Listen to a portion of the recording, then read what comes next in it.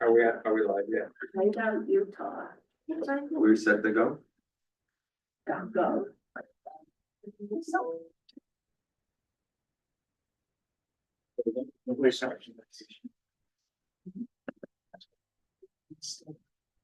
First, we will call the May 29th Town of Hideout Planning Commission meeting to order. First order of business will be roll call. Chase? Here. Joel? Here. Donna? here. Rachel? Here. Glynis? Here. Tony's here. Peter? Is not here. Again. All right, next on the agenda is the approval of the April 17th minutes. Does anybody have any corrections that they would like to make to those minutes? I move that we approve the April. 17? No, Says 17? April 17th. April 17th minutes. I'll second that. Okay, then we'll take a vote. Chase? Yes. Joel? Yes. Rachel? Yes. Glynis? Yes. Anna? Yes. And Tony's yes, therefore we will accept the minutes as they are stand. Okay, first item on the agenda for a public hearing. Consideration and possible recommendation for an MDA on the MDA for the Wait, are we doing this one first? okay. Consideration and possible approval of a conditional use permit, formerly known as a planned performance development for the wild horse development to allow a cluster development with smaller lots in a mountain residential zone district. Before we start that, Mr. Carlin, are you on the line? Yes, sir, I am. Mr. Carlin, what I'm about to say is my personal opinion. I am not speaking for the planning commission or any other members of the commission, although some of them may feel the same way I do. I do not appreciate the emails you sent to the town council members trying to go around in planning commission when we bent over backwards to work with you on this project. It appears that you were trying to have them exert some undue influence to get this thing through tonight. And strictly speaking on my own behalf, I do not appreciate it. That being said, we'll move forward. Thomas? All right, thanks, Mr. Chairman. So you guys have heard this presentation at a few meetings, and so what I wanted to do tonight was kind of give you a little bit of background and then walk you through the conditional use permit that is also a part of the rezone permit. There's two applications tonight. One is for a conditional use permit to cluster the development. That is an application that would be reviewed and approved by you. That does not go to council. The second application in process would be for the rezone and the MDA. That would be a recommendation by you if you make one tonight, and then that would go to council for adoption.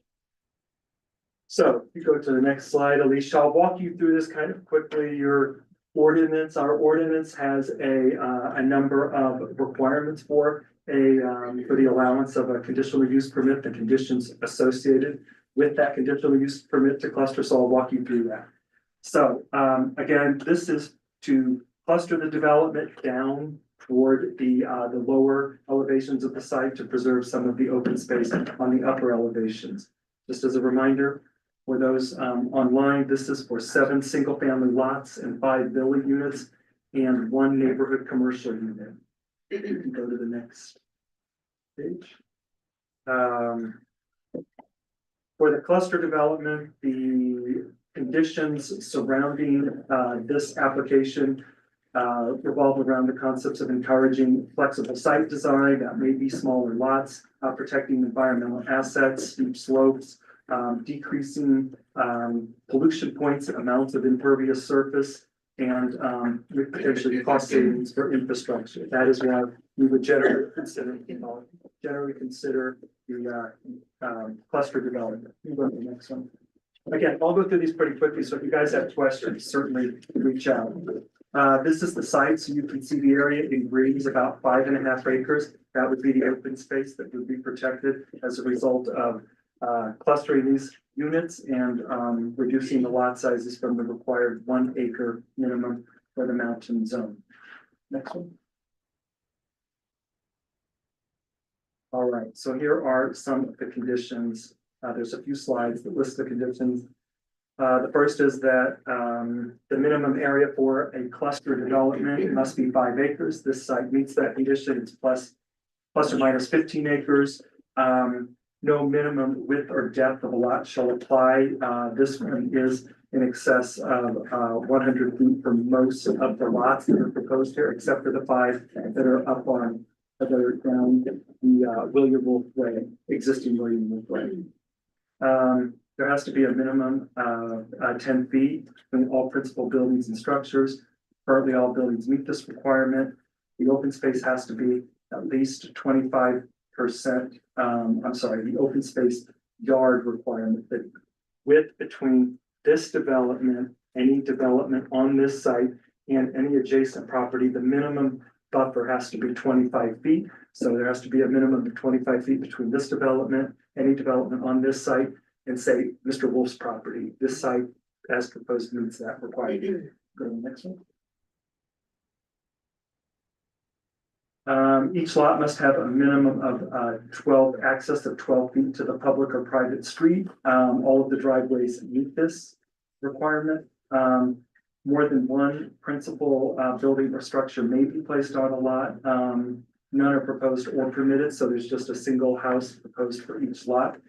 An additional 20% beyond what is required for the zoning district must be conveyed as open space. This parcel, the entire parcel, as I said, does have 5.5 acres of open space, plus the setback area around each of the principal buildings. So it exceeds 20%, it actually exceeds 30%, so it does meet the requirement. We don't have any floodplains or wetlands on this land, so if that is not applicable, then the 8 and go to the next one.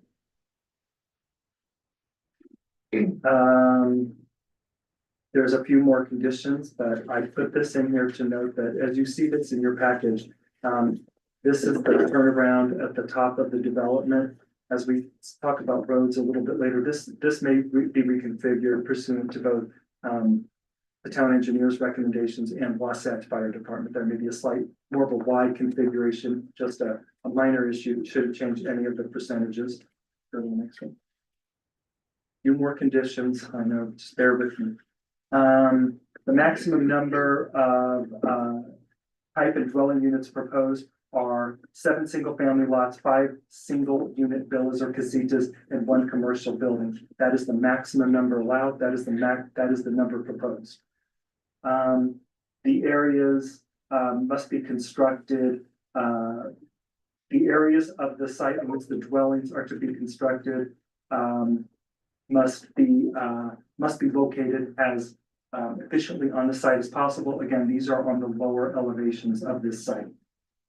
You see there the calculations as determined by the engineer for the applicant. It's 2.14 acres. The neighborhood mixed use area for the commercial is 1.19 acres. Right of way area is about 1.62. That could change as we look at alternative standards. We'll get there in a minute. And again, the total number of units is 12. The area, we have a concept plan that notes the area. These are just requirements of the conditional use. And we also have specified open space. That was the area in green, it was 5.5 acres. So we have those concept plans in place. You can go to the next one. Okay, these are the last 5. We've got the areas designated for open space. Again, we have their size. We have the proposed parking and loading for each of the units. There will be 2 parking spaces per single family dwelling unit. There's plus or minus 40 parking spaces for the commercial development in the NMU zone.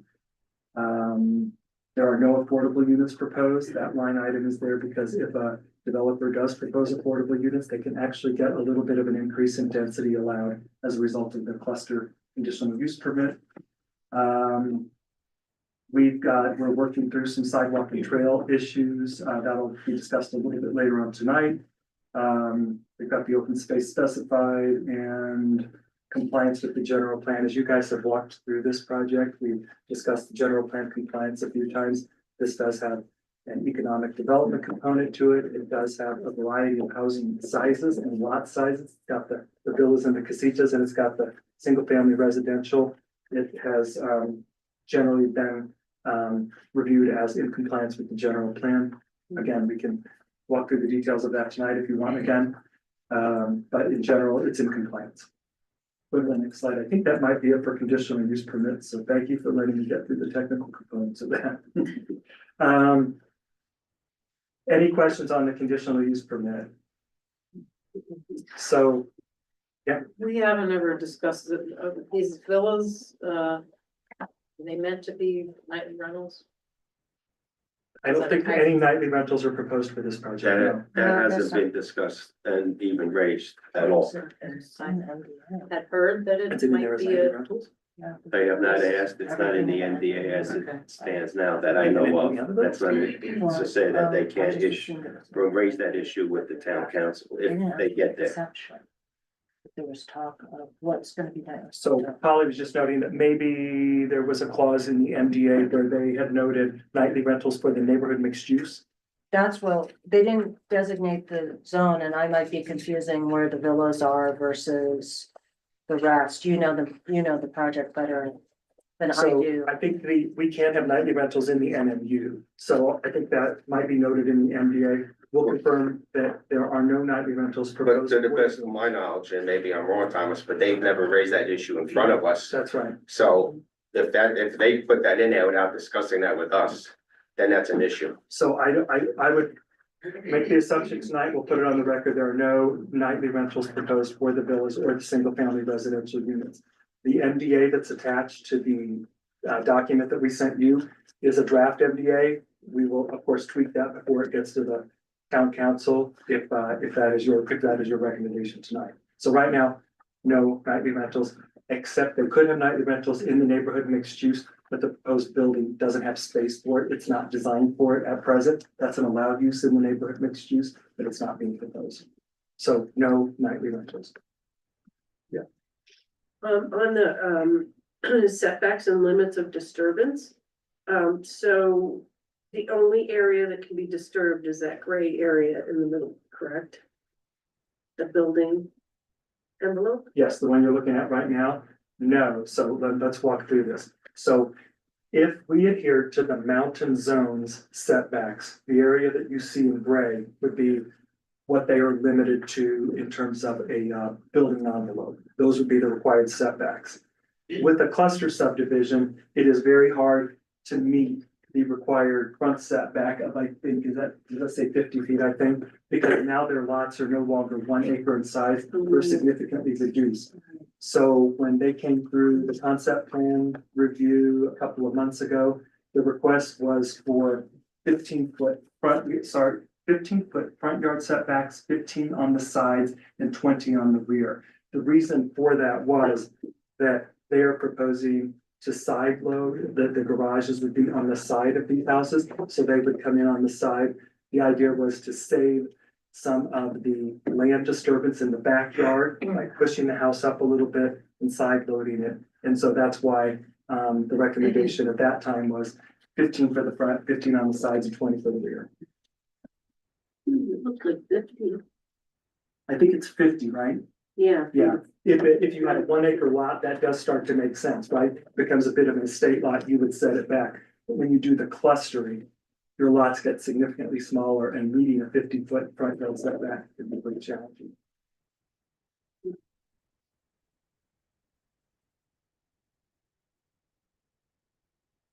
So again, keep in mind, those are the minimum setbacks. We would not anticipate that the development or the building footprint would cover that site. I guess it could, but you have to get driveways and other site amenities on that property, so that's just the maximum that you can disturb. So where you position that house has to be within that green area.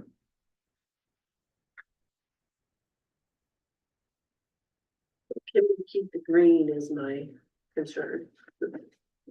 You want to keep the green around the development. Yeah, I wanna. We keep do the have a green limits around of, the we house. do have a We don't limits have of to- disturbance set for those setbacks, so all of that would be protected, Okay, yes. okay, We okay. put that in the MDA. Okay, thank you. My pet peeve. No. We just got a text from Jerry that said that they were not going to bring up the nightly rentals here, but he'll bring it up with town council. So you guys could certainly, since it's not been something that's been brought up to you, if you were to make a recommendation, you could either include that as supportive of you as in supportive of that or not, We could either support or not support nightly rentals in it. If you wanted to put that on the record for council, you can certainly do that. Well, and it's kind of, I mean, or council can bring it back, send it back to you, because the way the process is supposed to work is that everything that's brought to you, you're making that recommendation to council, so But if that's at the what they're same choosing to do, then they can. In the same Council, token, they don't have to adhere to our recommendations, so they could still do that if they wanted. they could, but if it's kind of I don't know why you wouldn't bring it to this body as well as to council. That's not the intent of the way that the code is written. So is this an appropriate time for me to ask about the intention of this restaurant? Because I know initially when this was brought forward, the very beginning, we were told that the developer was also gonna own and run the restaurant, and it was gonna be branded as the Hideout Brew Pub. And then later, I think I heard that he wasn't really gonna run it, and he was gonna find someone else to run it, so I'd like to know what the intent is there. We could certainly ask that of Jerry. I'm not exactly sure who is proposed to run this. I know it's tweaked a little bit. If you remember when they originally came in, they proposed that the kind of that brew pub as you speak of it as on the SR 248 side of William Wolf Way, right? That was where it was to be located. There were some deed restrictions, some height limits there. It made it a little bit difficult there. That's when they kind of pulled the project. They kind of went back to the drawing board and came back with a kind of a larger commercial space, about 14-ish plus thousand square feet. Provisioners, a coffee shop during the day, maybe drinks and dinners at night, kind of an open patio concept. We could certainly ask Jerry. And is that what's on page 37, That is the is- site plan, that the is, commercial yeah. proposed? That's right. Can we get an answer from the You want me to, developer about that? Jerry, are you able to hear us okay? Yeah, I can hear you fine. I'm going to defer that question to the landowner and developer, co-developer Tim Schoen, because I was not part of two conversations. I think those date back to 2020 or maybe even earlier than that, when Tim and his wife met with you folks or some people, and that was the original idea of operating it. But Tim, are you on? I am. Yes, we've gone through many iterations. We have come to the conclusion as we've increased the professional architects and went more upscale. We are relying on, in fact, we've hired outside professionals to source the highest end restaurant and operators. And so that's the direction we're going. By no means are we not being involved. We're still the owners. We're still going to control, but we want the best product and service anywhere in that area, period. So by high end. Comparable to what, I mean, I think that's something we should all know, is what kind of restaurant Yeah, but I don't think, we're talking about. is that our purview? Is that our purview is the land use, not what he is going to put So it's there. commercial. Okay, I just, Would even I get know. the feeling that we're giving in on a lot of, building codes and things because everyone seems to really want a restaurant there. And I think if that's the case, then we need to know more about what's actually gonna be built and make sure that it's something that's really gonna be viable and gonna give us the tax revenue that we seem to want. And just the idea of a restaurant without any details of it, I think we should know more, that's all.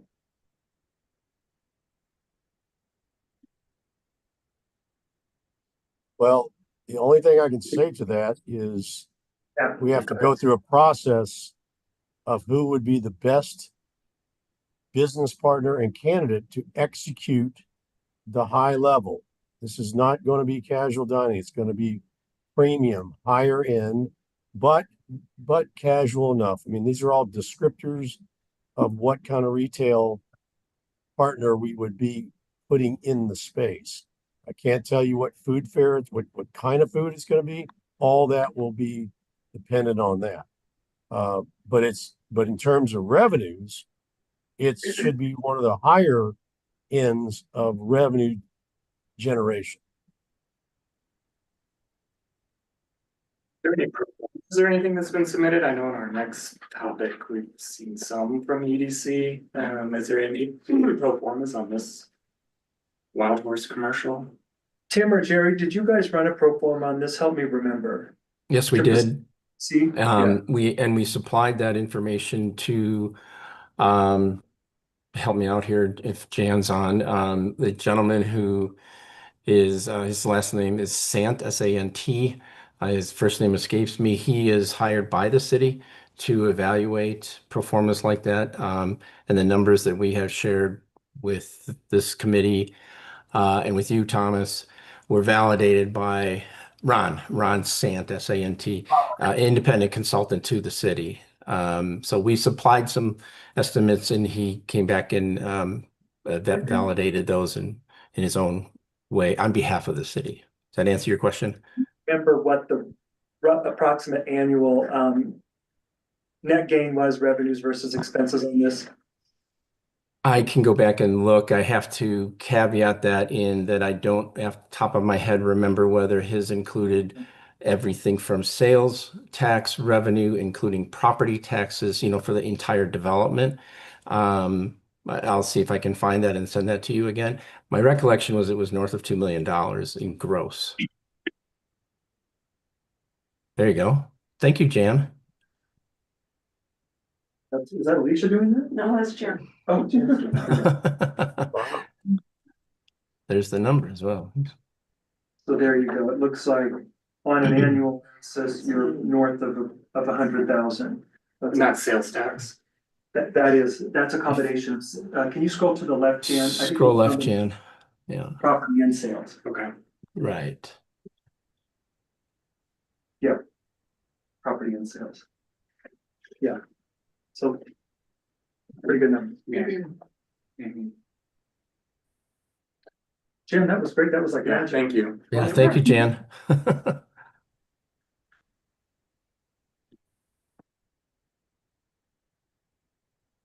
Any other questions on maybe like lot setbacks, things of that sort? Got a couple more slides and then we'll move into the rezone MDA, which is probably where there may be more discussion. Let's go to the next one.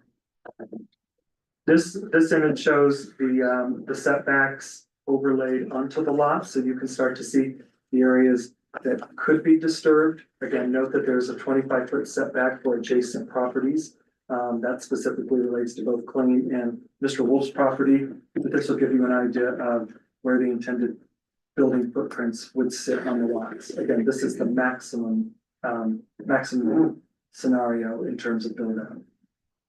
Go to the next one, I think.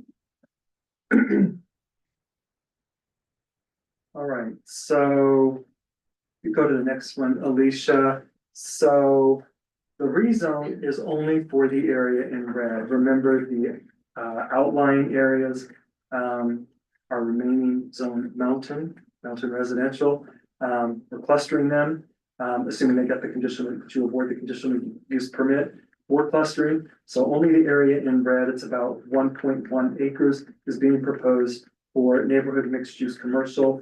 That would be for the restaurant, grocery for visitors, coffee shop, that kind of thing. Those are permitted uses.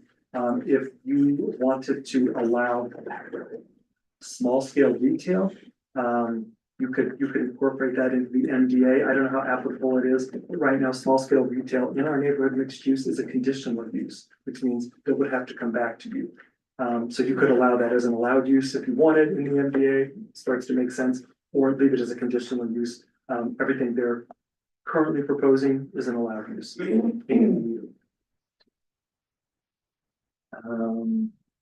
go to the next one of these. I think those are the last two slides until we get into maybe details of the MDA. So this, just as a reminder, you asked early on about the general plan. Keep in mind, we have three primary components to the vision statement for the general plan: preserve outstanding views, cultivate an inviting neighborhood atmosphere, and build a connected community. If you go to the next one, it gets into a little more detail. Just keep these in the back of your head as you think about the rezone and the CUP.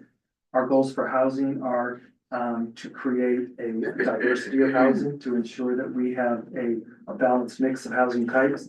This has single family estate lots or single family lots, as well as villas / casitas on them. So there is a bit of diversity. Land use goals are preserve view sheds, green space. This is a cluster development. We are preserving 5.5 acres of green space on the upper elevations. The environmental goals, of course, protecting our views, protecting the land, reduced infrastructure, reduced paving by doing the cluster development. Economic development goals, we just outlined that a little bit with the pro forma with the commercial development, and then transportation goals.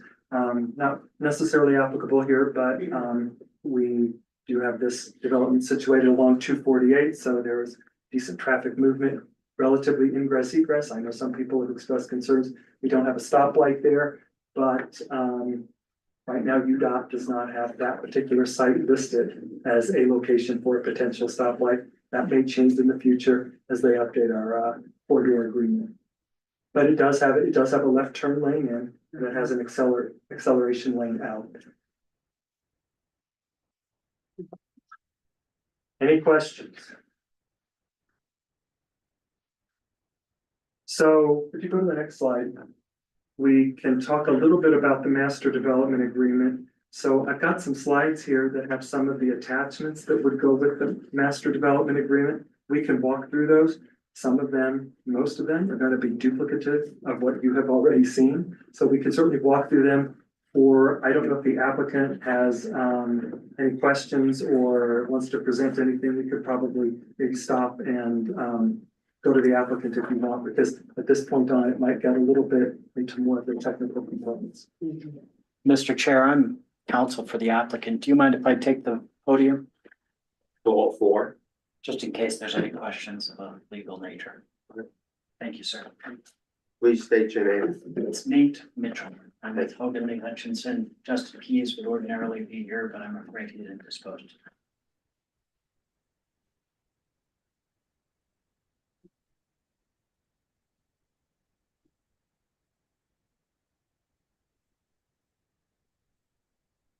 Are there any particular questions that anybody has? If you remember at the last Well, meeting, I was gonna ask, have we come to an agreement in regard to the road width that was discussed ad nauseum so last time? I'll let Gordon jump in here, but at the end of the last meeting, you all asked that Gordon take a look at the claim roads to see if those would be applicable. He can speak to that. Those generally, well, those are not applicable for this site because all of the utilities were located under the pavement, which was very expensive for us to go back and replace those. So they noted that they could not meet the current town standard. And so There has been discussion regarding maybe an alternative standard. We don't have an alternative standard. That is something that we're working on internally, but that is something that has to be noticed and presented to the planning commission and then the town council. But And that will theoretically, hopefully be on next month's calendar. that will be on your calendar, yes. And Polly, is there a way we can vote on this tonight with the caveat that it meets the current standards? And then let them adapt the new current, quote unquote, current standards next month, even though we have that in the, I think the problem is that they don't meet our current standards now and that they can't.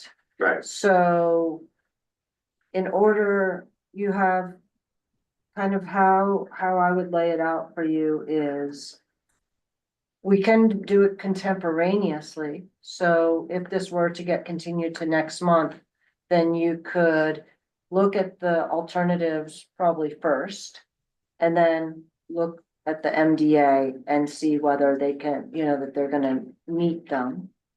And then make your recommendation to council. That pushes it off a month. But that's how it is. The other alternative, or, you know, you could give a negative recommend, whatever you're gonna decide, right? But then they'd be tracking each other. And the council can't adopt those alternatives until it's come to you and you have made a recommendation. Mhm. So even if this application were to go to council next month, in terms of meeting the alternatives, I'm calling alternatives, but meeting our changes to our code to allow for for smaller widths, whatever. That can't be heard by council for until it's come to this body first. right, but they could always, so we could actually pass that. Or give it a recommendation next month if we decide to. And theoretically, the town council could have a special meeting after hours to approve the project. If they wanted, or it's 2 Well, weeks that would be- later, That would be their choice. it's up to the council. Yeah. I mean, yeah. Every time we try to do something the next day, it tends No, I to- understand. I'm just trying to lay out all the options here. The other alternative is that you can put more exceptions in the MDA. But that's not staff's recommendation. I mean, as I've said to you Mhm. before, the MDAs are meant for kind of rezones and allowing for more density or more uses, but that meet the code. And with the idea that you're kind of dealing with that. And so it's, you know, if all you're going to do is give exceptions in your MDAs, then change your code. And that's what's kind of being proposed here with those alternatives. So from a staff perspective, we think it's a much better solution to just stick with your alternatives, vet it, look at it, and be thinking that this is going to apply to anyone who's in this situation, not just this one case. Now, could we theoretically give it a positive recommendation under the current standards? They accept that, and then when we pass if we pass the new standard, then can they petition the town council to accept that into the MDA rather than just wait to have to go through this whole process another? Month? Yeah. The problem is that the council won't have, I mean, I hate to have an application that you know isn't feasible based on our current. I mean, you could give a positive recommendation, but I think that what I've heard from the engineer, I'm not an engineer, but what I've heard from the engineering is, and from the applicant, they can't meet our current code. So you're looking at a different site plan. I understand what you're saying. I'm just trying to believe it, because if that's the case, then there is no point in us hearing this tonight. Yeah. The applicant wanted to go forward tonight, so And if I could address that, Mr. Chair, for a second or two, the applicant's strong preference would be to explore that second alternative that Ms. McLean just mentioned. Development agreements are designed to be an adaptable tool that give planning commissions flexibility and city councils flexibility in determining outcomes. And there's two different ways that that could be accomplished in this case. The first is a little bit sticky. It's the vesting doctrine. We call it the dreaded V word, right? There's a lot of feelings attached to vesting that often apply. But this is an interesting context, not only because it's a unique topographical layout that makes development particularly challenging, but also because it has a very long history. We're going back to 2023, various concept plans, which were reviewed, amended concept plans. Commissioner Cooper referenced, there's been a lot that's been talked about with this particular development. And it's one of the reasons that the applicant really wants to move forward in a way. And the way of moving this forward may be to determine in that development law agreement what law should apply. And it's the applicant's position that the law that should apply would be the one that was in effect in the fall of 2024 before the January standards that were adopted, that were at the time of its application for the rezone, right? There was a development agreement being circulated and discussed, I believe, as early as October and November. This has been a long dialogue, lots of hundreds of thousands of dollars of investment into the project. And principles of equity and fairness may weigh in favor of saying, let's apply the law that existed at the time the application for the rezone was done. And if that's the case, the interesting thing about the prior code, if you look at the language of a neighborhood road, is it does have this language. First off, it requires a 10-foot travel lane. The old version and the new version, the expanded version have that. I believe it has the 3 feet of asphalt, and the old version had that 10 feet of right of way on either side, and the new version has 5 feet of right of way on the other side.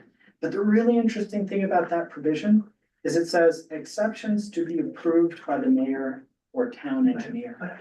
So perhaps that's one approach to say, we recommend that there be revisions to the MDA to clarify what law applies. Another approach may be to propose other exceptions in terms of getting a subsequent approval from town council and modifying the MDA in some respects to update the exhibits to reflect the new road plans, which the developer's taken pains to try to expand along that commercial corridor to address the concerns that were raised last time. I have some more to say about the development agreement, but I appreciate both the town council's expertise and the extent they reflect the community voice. And I understand you have a busy agenda tonight, and I hope that answered your question, Mr. Chair, as to the applicant's preference.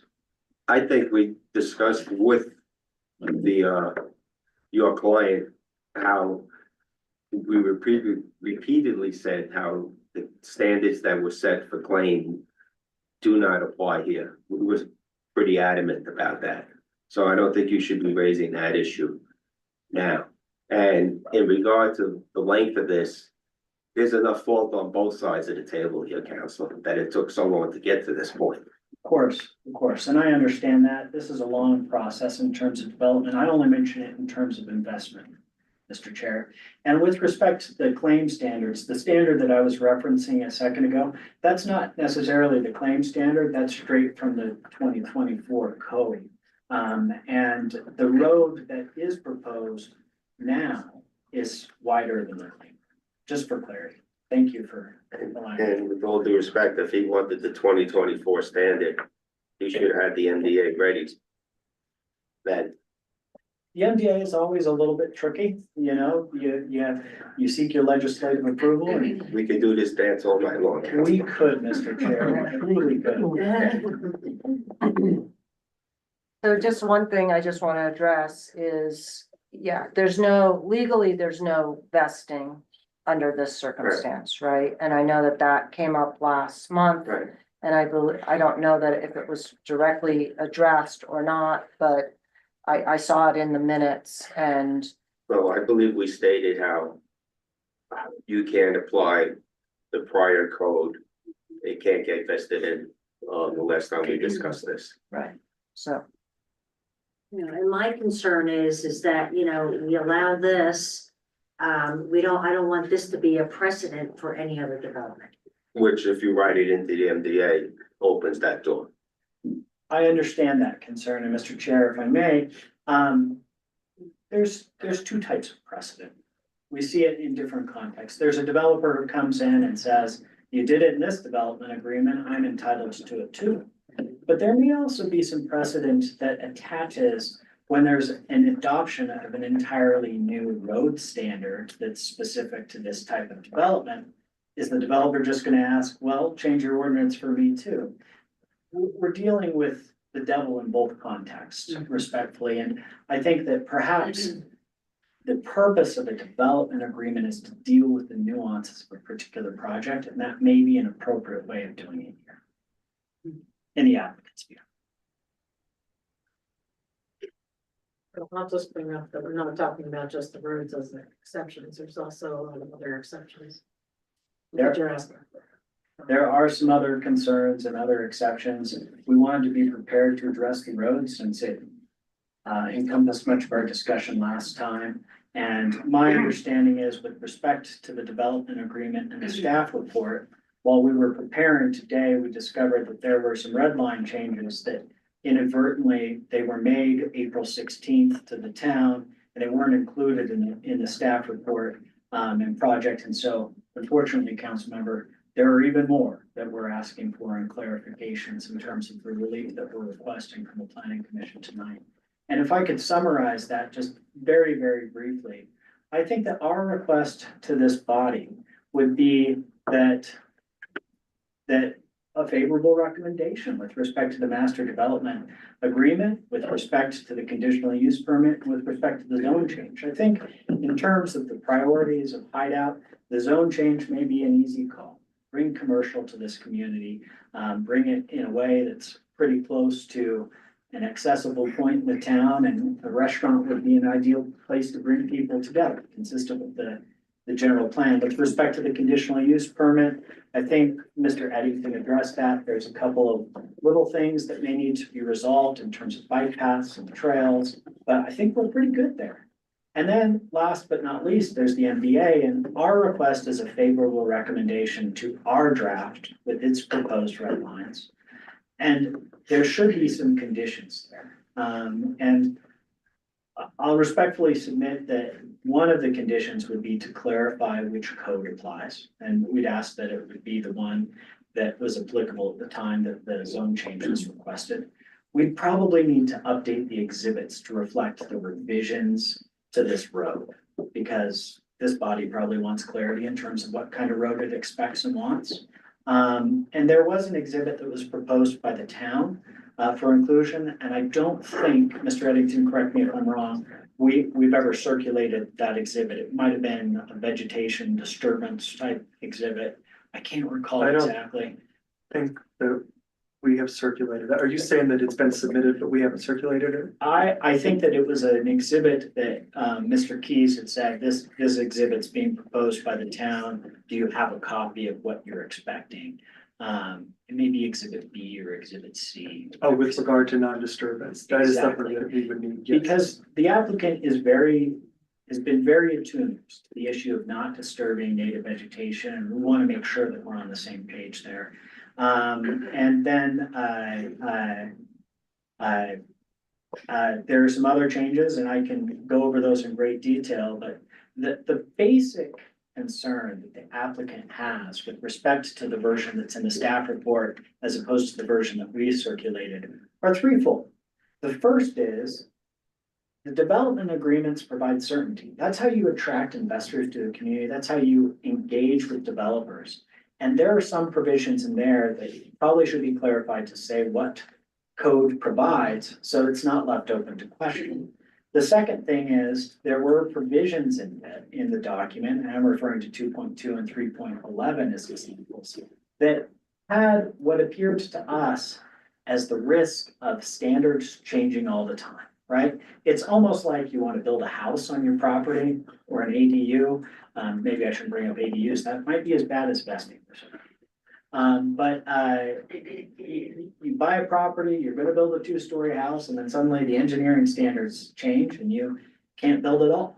That's what vesting is designed to prevent. And so a development agreement serves both the community in some respects indirectly, and the developer by providing certainty. And there are some provisions in there that are subject to review or changes that we would ask that there be a little bit greater certainty. And the third is, there were some provisions in that agreement that seemed to vest a lot of control in the town engineer. And I understand that the town engineer, like all staff, is an incredibly valuable part of the team.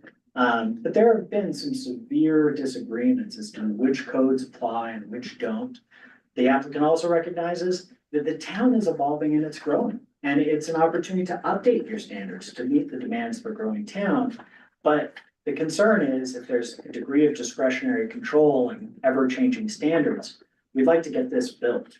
We'd like the horizontal development, we'd like to start on the vertical development to finish locking down the financing to get beyond the bridge stage. And that requires certainty in terms of what's going to apply. And so I understand the agenda is very full tonight. I don't want to go over every provision in detail unless the commission wants me to. But I think that a recommendation that recommends that Mr. Council and the applicant works with Ms. McLean and Mr. Eddington to finalize that language and get it in a condition for the town council to review and take the recommendation insight this body provides and wrap up this particular project and this application would be really what we're seeking to do tonight. Thank you for your patience. Can I just address something about the MDA? Certainly. So basically, we received, there was some back and forth. I received a draft back in March with some suggestions from Mr. Keys, which is the other lawyer, and which we rejected. We disagreed with it. So the version that you have before you is staff's recommendation, my recommendation. It's true that, and we weren't trying to blindside them. It just seemed like a little bit of a ships passing in the night in terms of, we never talked to them, like, we never said we were accepting their proposals and they never followed up with us. So, the version we had were ones that internally we said, no, we don't agree with them. So we never did work through them. So it wasn't. So anyway, I just want that to know, you to know that the MDA as proposed is what staff is recommending. Oh, I'm sorry. Oh, yeah, and then also I just wanted to say that in terms of the idea of vesting an old code, like, we have gone away from that. We have done that in the past, early in our cityhood, townhood, and it has been problematic. We don't want to, when we realize that something needs to change, we don't want to have one project stuck 2025 and everything else is moving forward. And we're used to that all the time. You pull a building permit, yes, you're vested that day that you pull your permit. But if you pull your permit 5 years later, then you have to comply with whatever the building codes are 5 years later. Well, and wasn't there an issue that it was supposed to be a private road? And then all of a sudden Yes, it changed? and they decided they And wanted a so, so you can't go back and use the previous code when you changed your mind. Is sort of my opinion. And if I may speak to that, the idea of vesting, so there's two different vesting concepts, and I'm sorry if you've already I'm not an learned. attorney. Okay, I know the OPRO. I didn't want to hear it out there, so. That's strange, but there's two different vesting concepts here. And I don't think this necessarily rests on vesting so much as it does fairness. And I want to be respectful to the chair's point about vesting, right?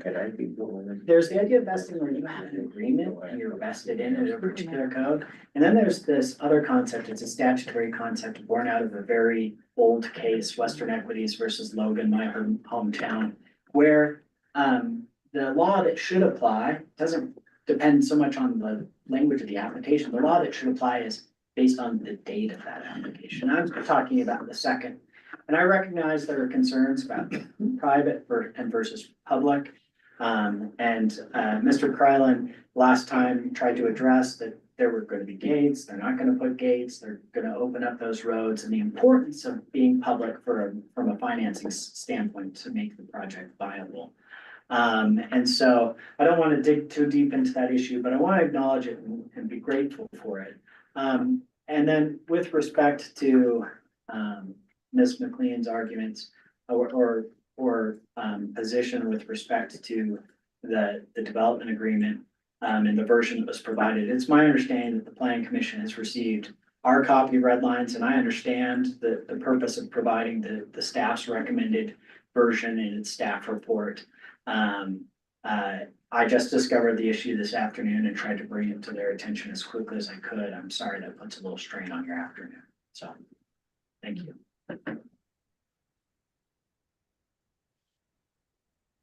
I'd like to ask Gordon, I know there were some communication issues in the past. And where do we stand with that? And I know you had a lot of questions, a lot of red lines, I'll say. What has been resolved, what hasn't been resolved? Has communication been better? You know, are you in agreement with, you know, more details of this? I'd like to hear what you have to say.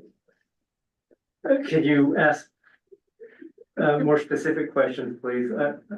Well, I'm looking at the diagram, and there's the stormwater retention that wasn't addressed in the past. You said it was never really addressed. You raised that question the last meeting in the lower lots. Yeah. And are those lots even viable?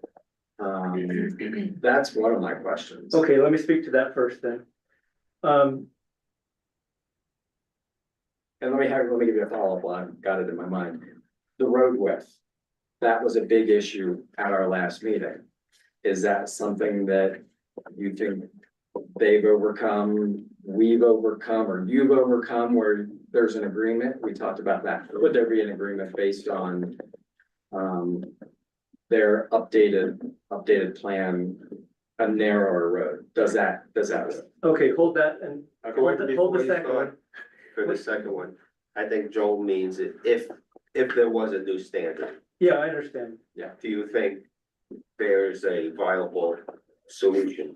Okay, so with regard to the first question about issues that have been raised, first of all, we have to go back to the nature of this application. The nature of this application from an engineering standpoint requires only a concept plan. Concept plans are informal, non-binding. They're just an opportunity for the applicant and the town to have an informal conversation to get the applicant pointed in the right direction. The applicant's been told that numerous times before meetings. The applicant has persisted to try to get vesting through this MDA. And I have raised questions on the concept plan, and the applicant has not responded to me. And so that's a problem. And you don't answer the problem by providing more detail and more detail and more detail. And getting into this rabbit hole of final design when it's not time for final design. We're at a conceptual level. And so the answer is, we've given you your feedback. If you get your zone changed, that's fine. And you'll be given a density, a maximum. And if it works under the, you get the density that you want, good for you. But you're constrained by the codes and other standards and so forth.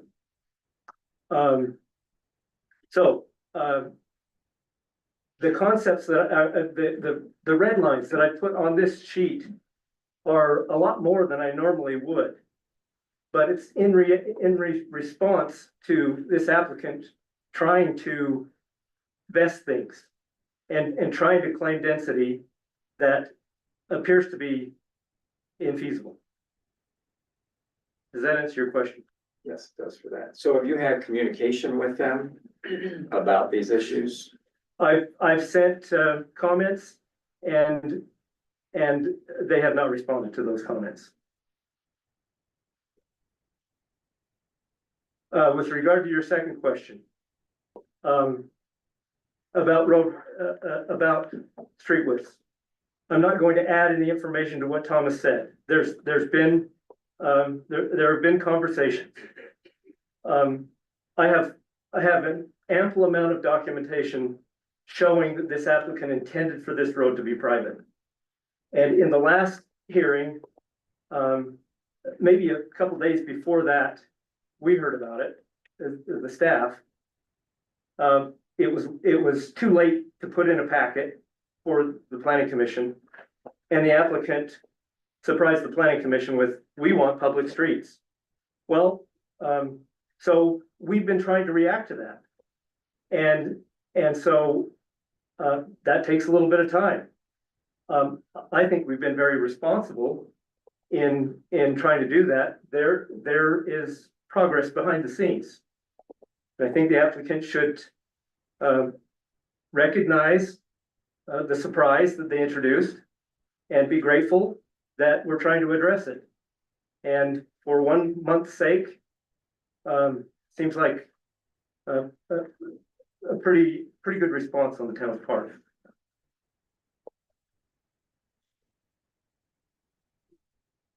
I may address that point just very briefly.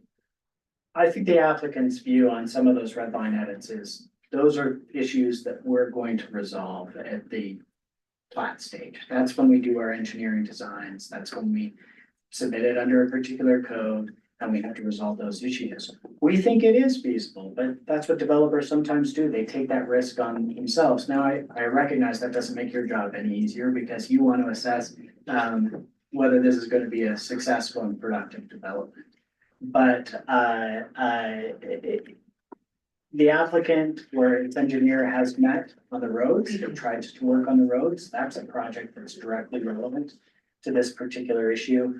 With respect to the public and private roads, we're not gonna get to the bottom of that issue tonight, unfortunately, but I Why will. not? Why Well, can't we? council, with all due respect, this wouldn't even be an issue if at the last minute, last month, your client decided, I don't want, because I want a PID to get public funding, I don't want to make the roads private anymore. All right, he would have his MDA, he would be on his way to sticking shovels in the ground by now, probably. All right, he was the one who changed his mind 30 days ago at the last minute. I think there are. Mr. Chairman? Oh, I'll let Mr. Kryland address this. Mr. Unless you Chairman? want me to speak to it briefly. Go ahead, Jerry. I don't know that it's productive to go back and forth with these assertions. I can repeat what is on the record from the last council meeting. I don't want us to be adversarial here or that you get the impression that we have, excuse me, other intentions than to bring a stellar first-class development to Hideout. We've gone on record saying that before too. At the last meeting, we addressed the question of this word private being used, and it was explained then by myself and outside of this meeting numerous times that private was not intended ever in our design and our development and things we've presented to the city, to the staff, that we intended to not design the infrastructure such that it would be the same as any other development in a quality level that would be positioned such that if we ever wanted to, we could dedicate it to the city, much like the city has accepted a portion of the road leading up to our property right now, known as Gray Wolf Road. And so we've always intended to put in the best improvements with the intent that at some point in time, we would, like in any development, look to dedicate that to the city. The word private has been misunderstood from the get-go because it was attached on our intention only to give the essence and the sense that this is an upscale high quality improvement of single family residences that are probably, you know, one of the best in town there. And that was all. We had a gate originally designed, which we have removed from the plan so as not to misconstrue again. There's never been an intent to dissuade or change the direction or the plan of these roads being something that would be at some point in time the city's. So, you know, I'll push back on the assertion that we, at the last minute, last time, changed our mind. It's not the case. So I'll go on record again for saying that. All due respect, sir, I would I have have the to. minutes right here. Joel, hang on one second. So Jerry, mindful Yes, sir. that I'm on the EDC committee that you came in front of, you got to tell me you never discussed having a gated private community there. Oh, we did, but we did not say that the roads and the infrastructure we were going to put in were going to be controlled and managed by us in perpetuity. If they were gonna be gated and private, that you would maintain them, and you agreed to that originally. The road itself from a snow removal through the HOA that we would set up, yes, of course, but not in like any other development in terms of the utilities, the infrastructure that we put in place. It's always been our intention to dedicate that to the city. Joel, I'm sorry to cut you off. That's okay. Anybody got Do it. No, we can, again. Gordon, you have something you'd like to add to this? I have plenty of evidence, like I told you before, that is contrary to what Mr. Kreiner just said. And I might be reading this wrong, but on page 4 of our minutes, line 38, it says the originally proposed private road was not designed to meet the town standards. Hence, they wanted to make it a more narrow road because it was private. That was what I was under the understanding of at the last meeting. Line 38 continues, current standards for public roads with regards to widths of right of ways. So I was totally under the impression it was a private road. I just found out today it was gonna be public. So, I mean, yes, so this is very new news. Mr. Chairman, if I may, Go ahead. I'd like to suggest that in the interest of the development and what we've put into it so far, in the interest of bringing this to the city, that you've offered it before, you offered it at the last planning commission, that we have a special meeting for this to take through each of these. Just as council said, you've got a lot on your agenda. We respect that. And to rehash a lot of things from the past that are debatable, I think is not progressing to the point where everybody needs it. I would like to ask that the planning commission move to have a special meeting in the next, not in a month, but in the next week or two, to go through these issues and the effort to try and make this move forward. Mr. Kryland, if I may add to that, Sure. I defer to you, you are my client. But it might make sense not to necessarily do it in a week if we'd like to explore the alternative standards, given the noticing requirements for those alternative standards. And we might want to prepare a memo or something, given the complexity of the development agreement. And it's a pleasure working with Ms. McLean to work with her in terms of that specific language, if we can dial it down. I think that a special meeting sooner rather than later is definitely what we'd like. I just wouldn't want to have it next week if we couldn't adequately notice those issues. If I could. I just don't want, excuse me, I would use those words for sooner than later as well. I agree with you. I just don't want it to be an indeterminate time. We have to notice the public 10 days if we're gonna have a meeting. And our next meeting is scheduled 3 weeks from now anyway, so. I just want to make sure Mr. Crowe. I'm just stating for the record, the timeframes we're working with. And I'm sure Gordon is gonna need some time to. Well, so, I did have an opportunity to speak with their engineer, a day or two ago. We had a good conversation. My advice at that time was be patient and let the alternative standard, if the town chooses to promote it, be patient and let that go forward. That's still my recommendation. I would also note that if your next meeting, this is a special meeting. Yes. That you all scheduled, so your next meeting is in 3 weeks on the 19th. We can notice the alternative standards for that meeting. We have to notice 10 days prior. That could be put on the agenda prior to this discussion. So you could actually have one meeting potentially resolve both issues at one time, correctly, sequentially, yeah.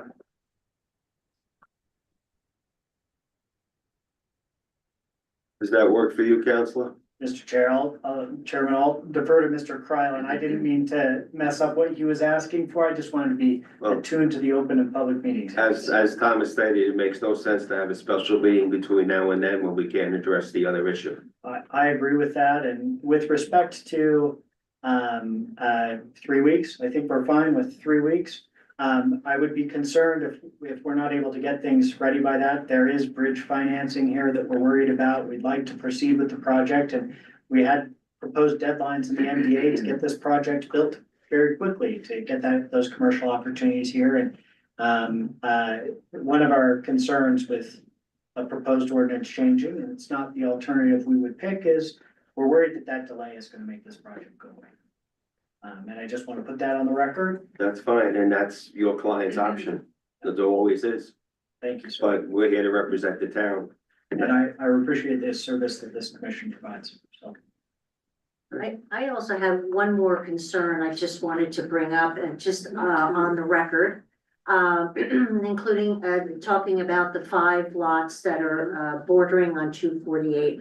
I have a concern with the 5 lots. I brought that up at the last meeting, and it doesn't look like anything has been changed on those last 5 since the last meeting.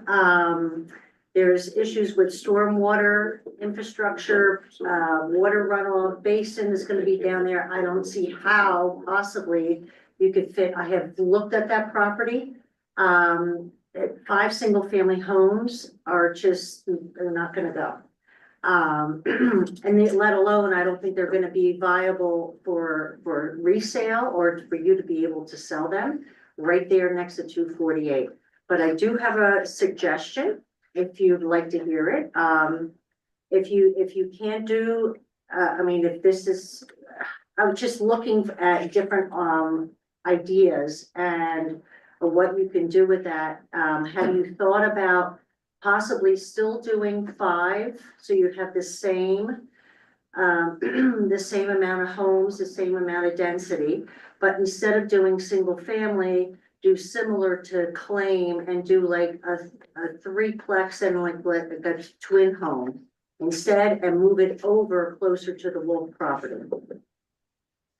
Would that be, Mr. Krylan, would that be an issue that we could address next time, given, unless the council member would like it addressed right now? This will give, Well, the that adjournment would will be the give you third time. guys some time to look at that and see if you want to make it there. That would be our address that. preference, given your agenda. Are there any other questions or concerns that we can prepare to address next time? I'll just think that I totally agree with what And I do also. Alicia, I have one question for you, Mhm. seeing that the next meeting is, June 19th. Is that a holiday here? That's what I was just texting about that. So I want to say that we are following the state's code and observing it on the 16th. Okay. So, but let me double check. I have it in my folders. I just don't wanna pull that up in front of you. I might have put it on the town's website. Mr. Chairman, may I ask a question? So, sure. Ooh. During this 3-week period until the next meeting, is it reasonable to expect that our councils can get together and work through the versions of the MDA that have been, Please. Well, Yeah. with all due respect, Jerry, I'm not the one who has their calendar, so they would Yeah, have to work right. that out amongst themselves. right? Well, hopefully we can. Mhm. I mean, I would assume they would, so we don't have to go through it line by line and argue about it on the 19th.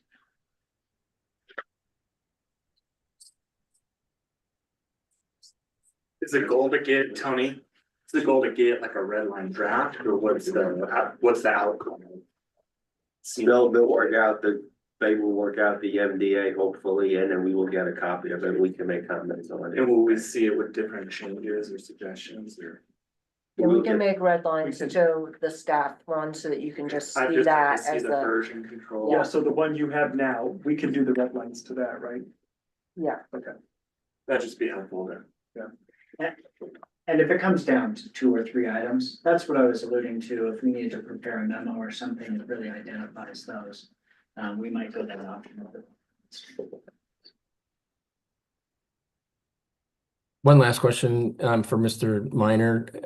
Gordon, is this section that's showing on the screen right now, the section plan that has gone back and forth here, and you discussed at some length with Mr. Mulholland, our civil engineer, generally in keeping with a layout and design standard that you find acceptable? I'm not gonna discuss that.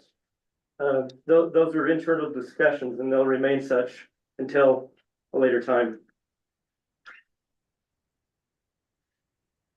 Mr. Eddington, this looked remarkably similar to the one that was provided in April, and so any discussions that occurred since that point may not have been income. That's correct. Nothing has been changed relative to the street sections.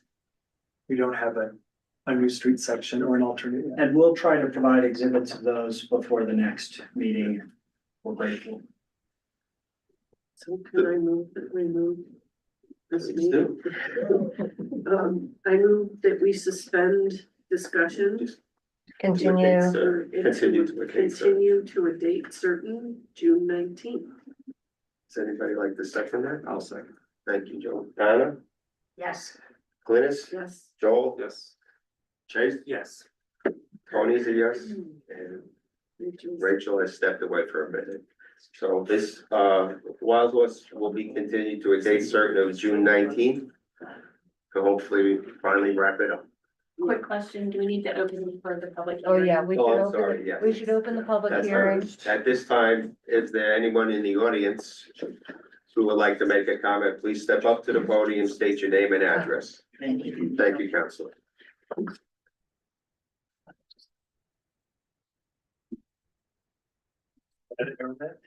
And I live at 1206 East Black Hawk Way in Soaring Island.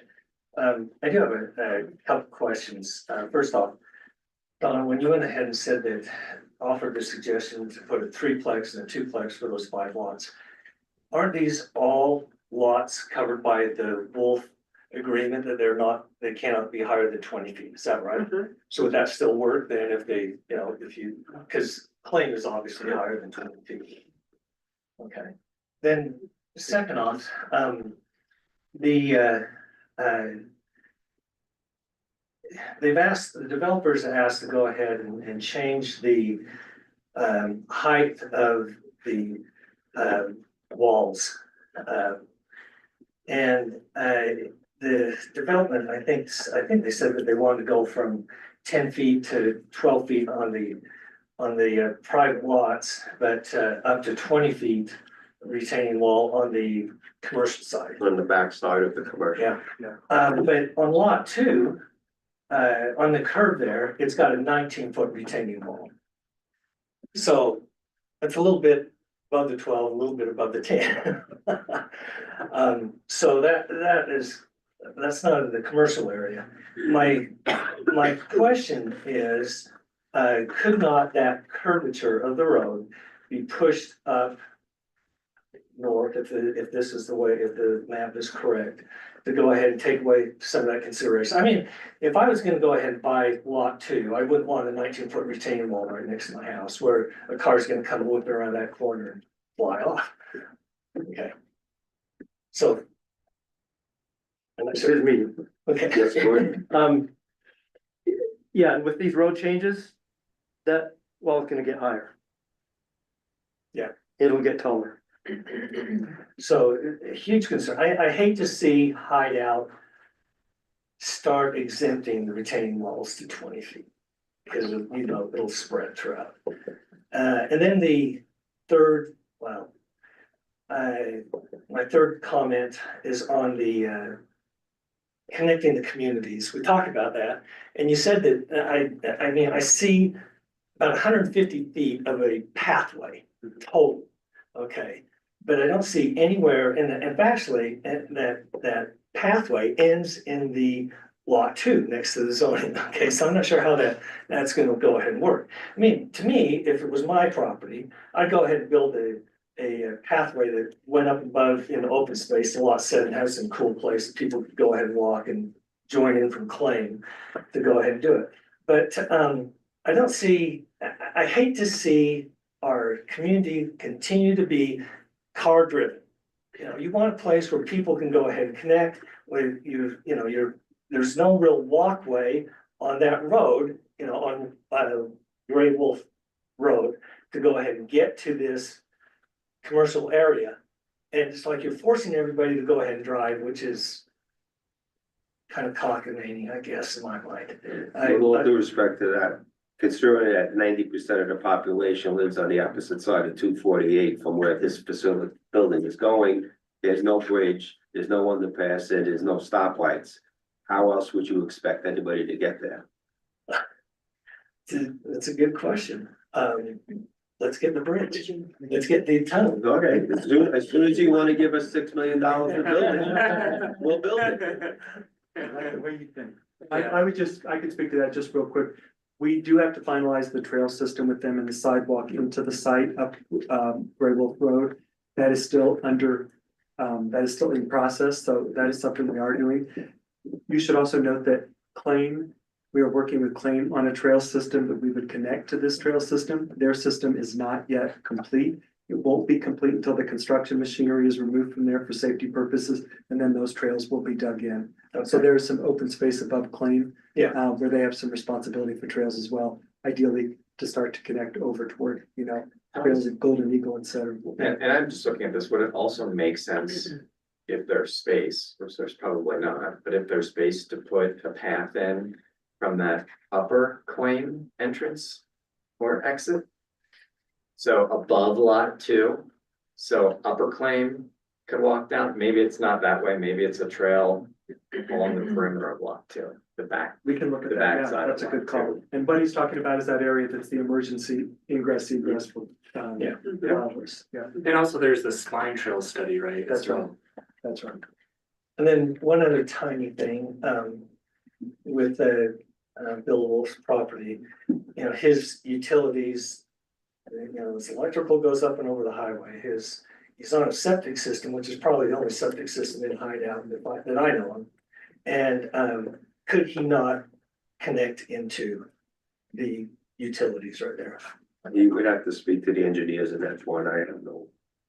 I wouldn't even begin to answer that question. Yeah, those are my comments. Thanks. Thank you. Thank you. Is there anybody else in the audience that would like to make a comment? Do we have anybody online who would like to make a comment in regard to this? Okay, there being nobody raising their hand, we will close public comment and move on to the next item on our agenda. You voted. Yes. Discussion and possible. Yeah, I just remembered.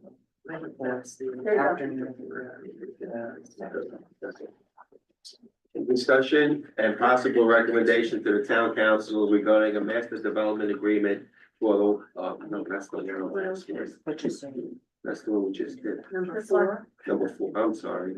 Discussion of possible Just recommendation to the town council regarding an amendment of the official town of Hideout zoning map to rezone parcel 00-0020. Sorry, Chair, could we just make a blanket continuation, because we have 3 items here, it's the CUP, the rezone, and the development agreement For Wild Horse. for Wild Horse, so all 3 items, can we just Certainly. have a Sorry. motion that all 3 are Uh, being forwarded? I would make a recommendation that all 3 matters pertaining to the Wild Horse development be continued to a date certain of June 19th.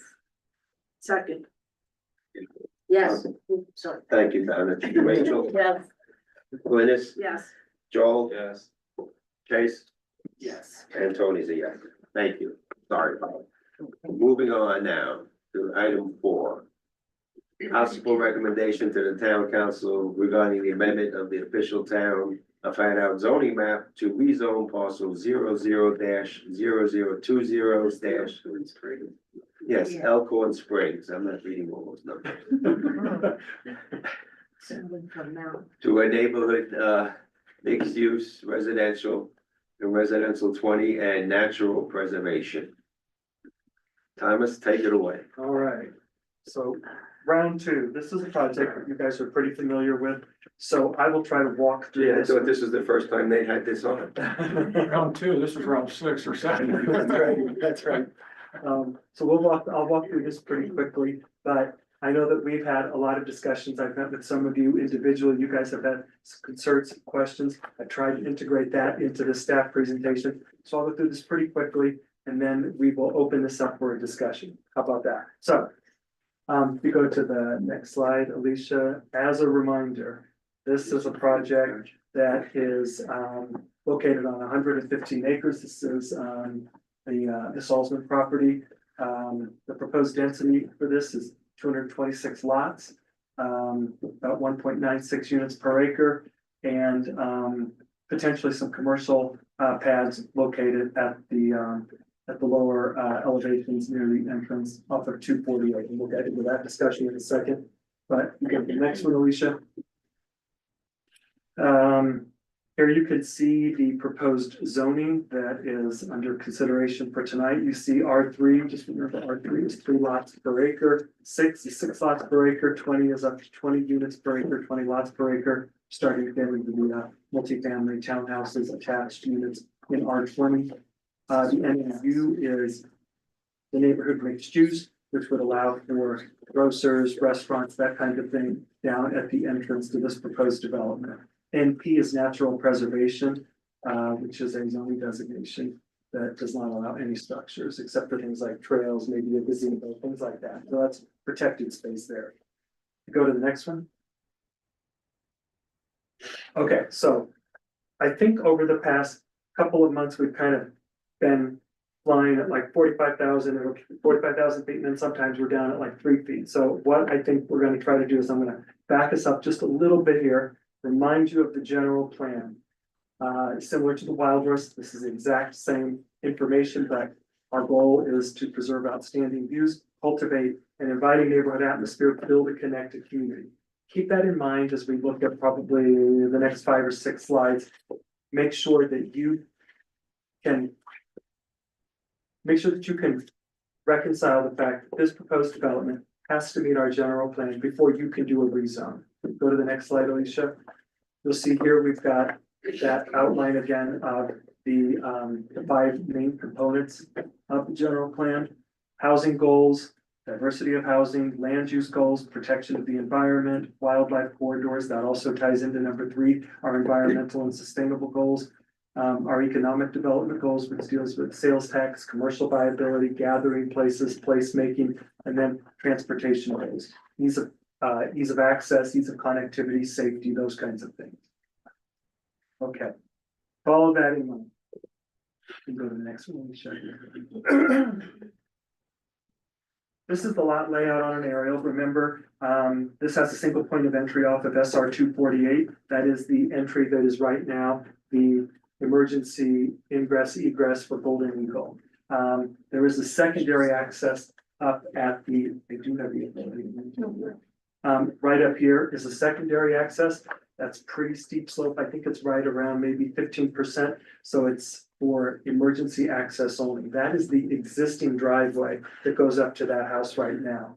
But the main access would be this road down here that serves EMS services for building. Go to the next one, Lisa. So there are some requests for exceptions, some requests for waivers on this project. Our existing ordinance does not allow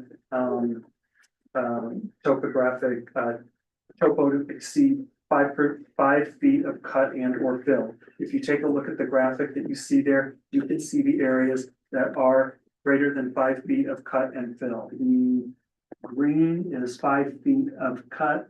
The red is 10 to 15 feet of cut, or 5 to 10 is the green cut. The red is 10 to 15 feet of cut, and kind of that dark red is greater than 15 feet of cut. Okay. Thomas, would you explain the purpose? Yeah. Cut and fill? So cut and fill is primarily where you might have in this case, it's mostly the roads. They have to stay at no more than 10% grade pursuant to our county ordinance. And so for them to get a neat slope to get down to 10% grade, there are areas where they have to cut into the slope and they will cut one side of the road. If you're looking at it in profile, if this were the road, they'll cut the upside and they'll put fill on the downside. So we always limit that. Our code attempts to limit that with the 5 feet maximum cut and fill so that we don't have lots of scarring on the landscape as a result of roads. But the goal is to improve the ability to have a road or That's some exactly other. right, because otherwise roads would have to be greater than 10%, which are not allowed. Yeah. Thomas, can you just clarify? The green then doesn't meet our code, that's also. part of the Everything you exception. see here does not meet the town code. This is an exception. This is a waiver, a variance request as part of the MDA proposed. So you could see, down at the very bottom, you could start to see areas where there is significant amounts of fill. And you just want to be cognizant of that because you're driving along 248 to be aware that there will be significant changes to the landscape in this area. So even the green does not comply. Green does not comply. And are those structures overlaid on top of the fill? There is a structure, the one I just circled does have a potential stack flat located on it. There are townhouses proposed over here. This is of course a road So connection. that's what the shapes are underneath. That's right. So they would the proposal would be to fill that area. It would have to be structural fill compacted. And then in both of these cases, bless you, both of these cases are multi-unit developments. Thank you. You're welcome. Next one, Alicia. I know you guys have seen so many of these so many times. So this is steep slope map. If you remember, our sensitive land ordinance does not allow for development on slopes greater than 30%. What you see in the red area are slopes greater than 30%. You can see on the top left area, up here, there's an existing road up there. And so some of this has already been disturbed. You could see that this road is it exists in approximately the location that's proposed here. It might deviate a little bit. The cut you see now going up to Golden Eagle is approximately this cut. This one may deviate a little bit. There are some significant slopes in that area. This area here is the wildlife corridor. We're working with UDOT to ensure some sort of a crossing, probably a culvert of sorts, but that is that location. They're not proposing development in that location. That is significantly steep slopes, much greater than 30% in most areas, and it's also our primary drainage way for what would develop on this property, as well as that is already developing up in Golden Eagle, as well as what could develop up in Garth Ranch. I think that is in Summit County, but water doesn't know boundaries. Water will still come this way, so this drainage channel is important for protection. You can go to the next one.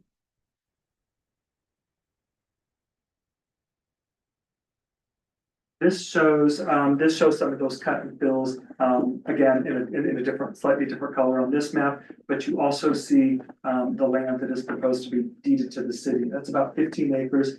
And most of that land is the land that is associated with the wildlife corridor. That's just to give you an understanding of the acreage that the developer is proposing to donate. Go to the next one. And here you have a bit of a close-up of the east side of the development. Again, this area here is the wildlife corridor.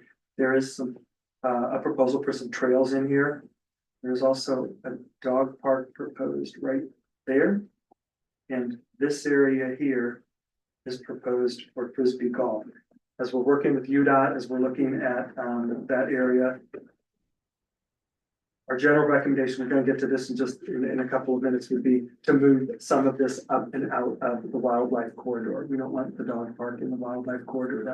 There would be significant conflicts there, but also having Frisbee golf and structures in that area, there would be some concerns there, but we'll get there in just a second. But that's just a close up to give you an idea of what the developer, to their credit, is proposing to build in that area. It may be an extensive trail system that might not be allowed in the wildlife corridor. We're still working with UDOT on that, but I just wanted you guys to understand what is being proposed there. Go to the next one, Alicia. We've only got a couple more. This is just kind of an FYI. This is trails within the development. Because of the steep slopes in this area, it's a little bit hard to see. You can see the blue trails that are proposed for connectivity throughout the site inside the development. All of those other trails we were looking at on the prior slide are right in that area. They're kind of more recreational. The blue trails you see here are more Mr. Airman's point, connectivity throughout this development so that people could walk through the development. You see here are some stairwells that would also run through the development to connect the people down to the kind of the gathering area, the community center area, so they wouldn't have to walk along the roads. These would be stairs that would accommodate for slope. Next one, Alicia. Thank you guys. So this is just a proposed housing typology. You can start to see some of the single family types that are being proposed. If you're going to be asking Alicia, you can see some ideas relative to stacked flats. Stacked flats, we know, are a typology that I think is different than what we have here.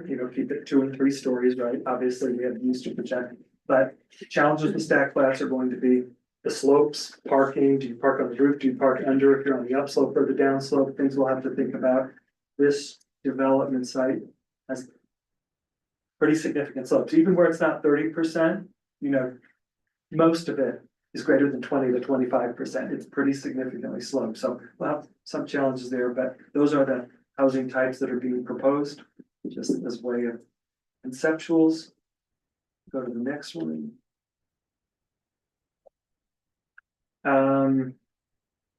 This kind of ties back to the recommendation that for consideration that we're going to get to in a second about the stormwater basins. This stormwater basin up to the right is in the wildlife corridor. It may be something that we have to consider removing or putting in a different location or tweaking that. You can see the slopes in this area down in here, right? Anytime it looks darker blue, it's tighter contour lines, so you can see the slopes in the area. We'll have to work with the developer with regard to landscaping and screening of some of these basins. I think there's 5 of them illustrated here. Something you want to landscape screen, especially the one down here. That's pretty visible. You'll see a pretty high mound to accommodate for that basin. So landscaping will, I think, be important in this area because to construct it, you're going to lose the native vegetation that's there. Go to the next one, Alicia. This is just an initial landscape plan that they had submitted. This is kind of just for that top right. Again, this is the wildlife corridor area. I think we'll need more landscaping as we work with the applicant. This is that basin down at the bottom, right here along 248, screening in and around this area, so you don't see infrastructure. It's the first thing you see off of 248 as you move into the development. It's something that I think we can accomplish with landscaping. Go to the next one. I think this is the last visual. It's just a reminder to let you know, this is the proposed rezone request. This is the layout. Most of this proposal is for small lot, single family units. Anytime you see R3 and R6, that's what you're seeing. Wherever you see R20 or NMU and this R20 up here, these would be multi-units. These would be attached townhouses and or multi-unit stacked flats or something like that. All right, I know you guys have seen a lot of that before. I just wanted to refresh your memory. You go to the next one. These are the waivers, the exceptions, the variances requested at present by way of the MDA and the MDA. So sensitive land ordinance, we walked through that. That addresses slopes over 30%. There will be development on slopes over 30%, both structures and roads. Also, where they need to exceed 5 feet or more for cut or fill. Public space amenities was requirements. We'll get through that in just a second. I've got a specific slide for that.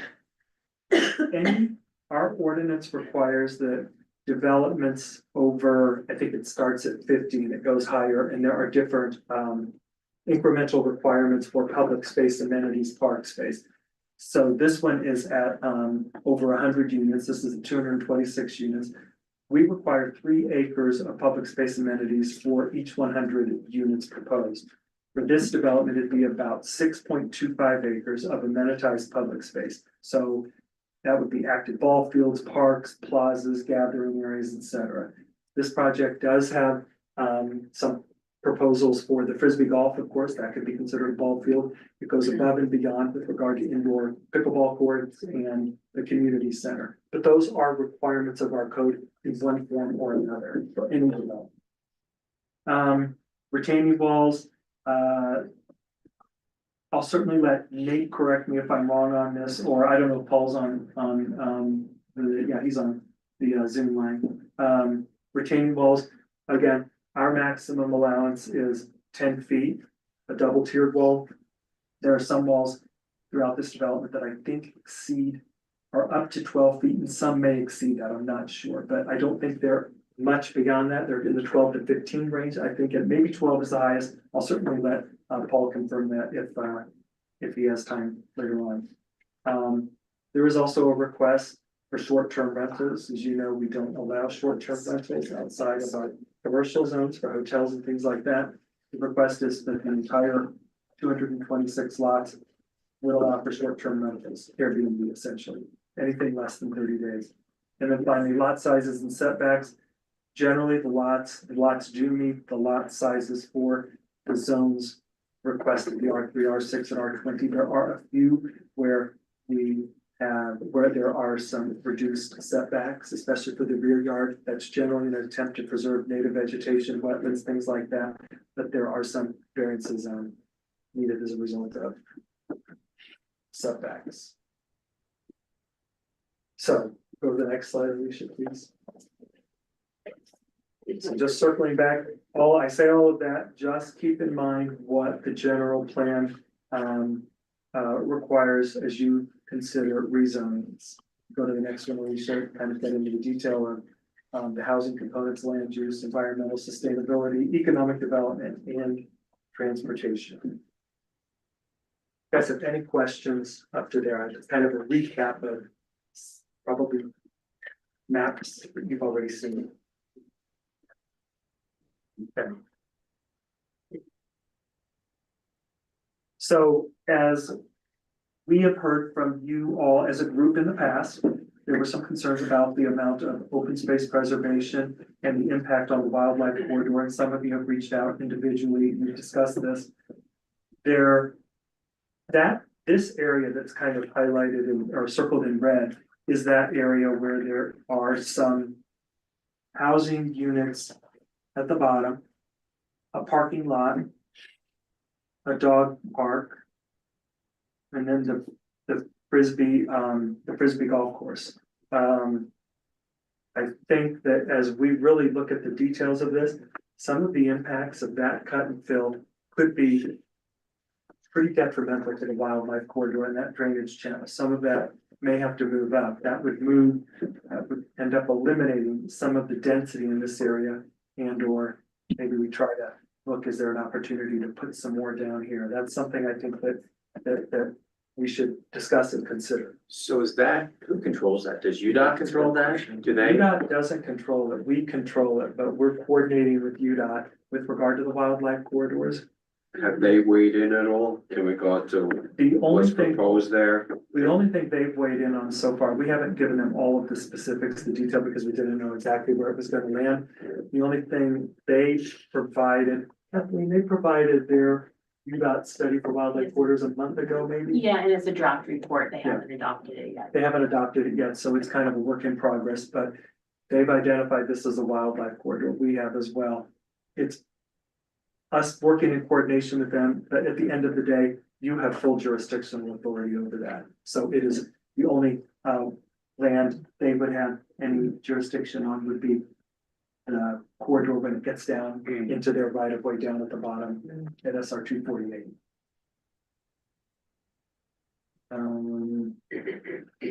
So that is something that the staff has kind of worked with some of you individually on and some of you as a group on. So that's potential consideration. Quick question here, what is that? It looks like a road off on the lower left-hand corner, like a squiggly line and a. So right there. that is the road, the service road that would go around. Down the detention pond, it goes to the base, Yes. which is right here, so that'll work around it. So again, we've got that infrastructure, that impact to that area, it's Okay. right 248, yeah. So there'll be a road around, like a dirt road? It's probably, is it dirt or is it gravel? I don't know if it has to be It'll be gravelled. gravel. Gravel. I can't remember what the town standard says. I forget too. It was a 12-foot wide gravel road just to access the cleanout boxes for the storm drainage. Okay, It's whatever the town standard says. Yes, Okay. yep. We believe we're following the town standard. okay. Yeah, Yeah, well, we could discuss, yeah. we could discuss that in more detail if you want, if you guys have any issues that you want to throw out and discuss. And if not, I can kind of come back to some of the issues that we've outlined relative to these plans, maps, design, layout, as they relate to the MDA. Thomas, were you gonna talk, I know you were talking about the wildlife corridor. That there was some question of whether they needed an exception in terms, or at least maybe about the amenities, because the code requires a certain amount of amenities. So the code requires 30% open space. I'm pretty sure they meet the open space. Paul, Nate's engineer is online. He could probably answer this, but we would need to know if this project were to move forward as is, and they were to dedicate the 15 acres of land to the town, and that was accepted. It's important that we understand, do they still meet 30% open space requirement on their property? I don't have those exact numbers because we haven't differentiated it. Paul may have that, but it's something that we would need to confirm, because if they didn't meet that 30%, that would potentially be another variance request. Are you saying the dedication doesn't count towards that because they're giving it away, Well, but that's the therefore what's remaining? You can certainly take that into consideration. You all have that right relative to the MDA. We would think of that 15 acres as more community, public, open space, right? And then the development would have its 30% requirement, so.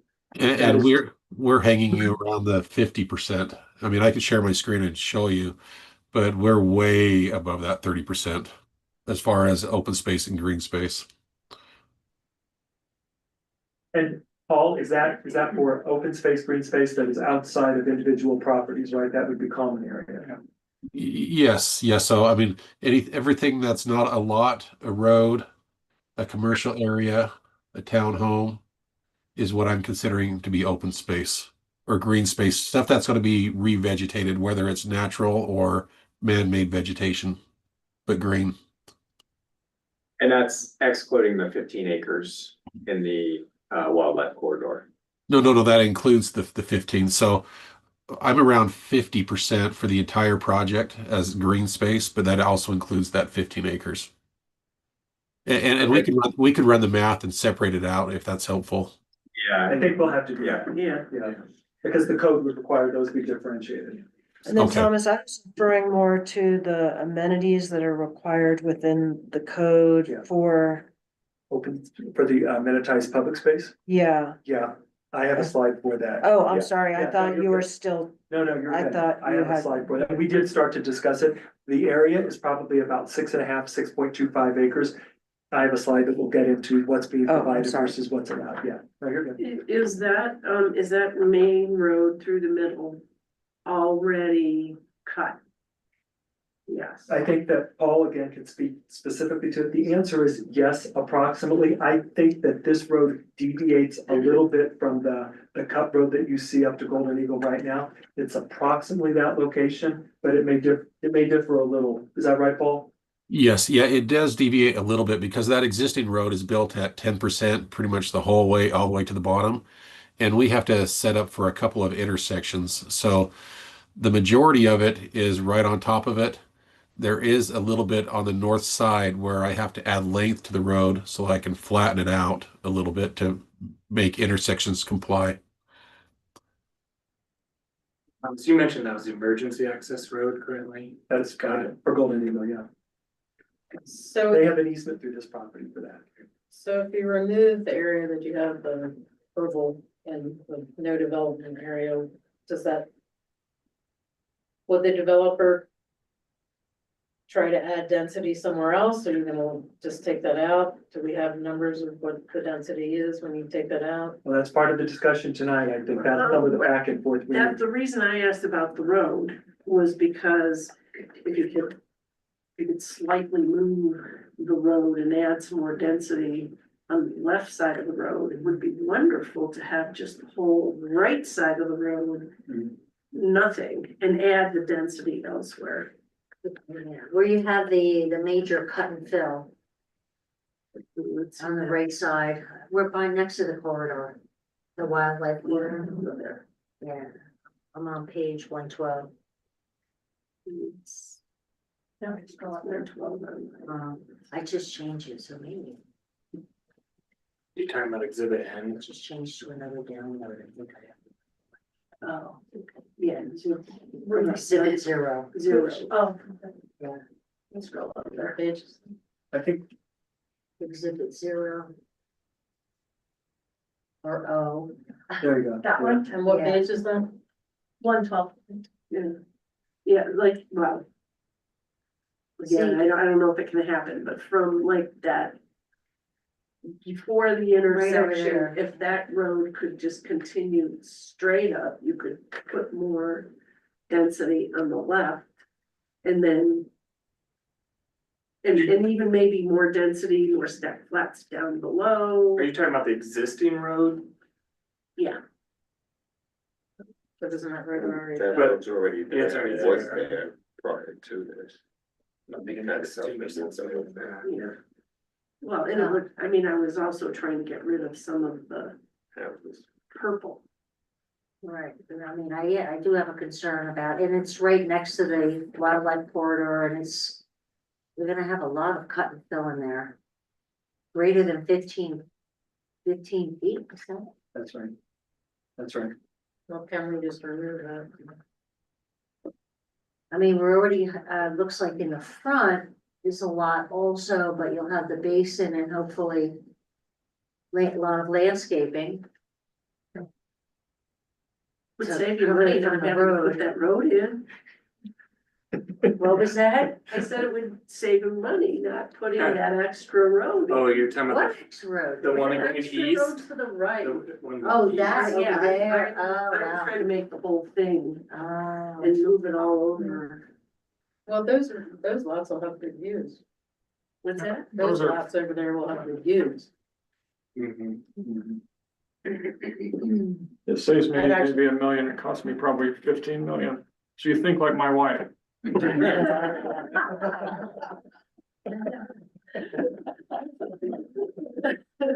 rather see the density of the left, probably left.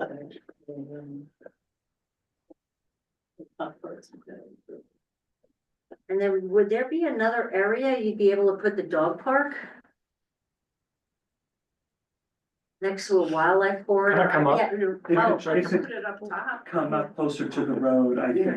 maybe. Yeah, that's what I was looking at. Well, and Thomas, do you wanna, how much more do you have? Don't you have more slides? I do. Yeah, why don't you finish and then. Okay. Yeah, why don't you finish Okay, it I'm gonna and try to still, go through these quickly. Okay, yeah. Okay. Okay, so I'm gonna jump into the NDA just so that you all have a clear understanding of some of the waivers being requested. We'll kind of walk through that actually, but I want to walk through what are code obligations relative, I think, to Polly's point with regard to public amenities. You go to the next one, as well as some of the community impact offers the developer has made. Okay. Yeah, so right now, as I outlined, if you look at the very bottom of this slide, you can see that our code has a requirement for public amenities. It's about 6.25 acres that would be required for this project. We haven't totaled the amount of acreage for, say, the frisbee golf, the plaza, the indoor pickleball courts, et cetera. I bet it's probably getting pretty close to 6.25, but that's something that we would have to have. What does the code say? 3 acres per 100? 3 acres per 100. So I only have 114 acres. It's 3 acres per 100 units. Okay. Sorry, yeah. So that can be, again, that can include active ball fields, parks, gathering areas, centers, seating, et cetera. The developer is proposing a community center and that would be dedicated to the town. I think that initially had started, if you guys remember, as part of the HOA, they would be responsible for it. And then there was some concern that could other members of the community use that community center? And the answer would be no, the HOA was paying for it. So there was a thought to build it and dedicate it to the town, then all of the town could use it. The challenge, we'll get to this in a second, is then the town is responsible for the maintenance of that building, the management of that building, et cetera. So we have to talk a little bit about that.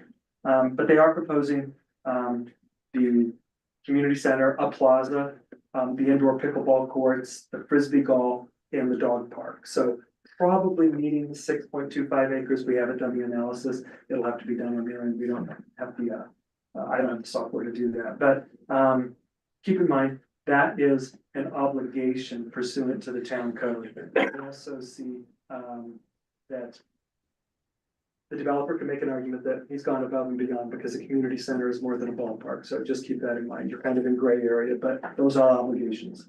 We'll go to the next one.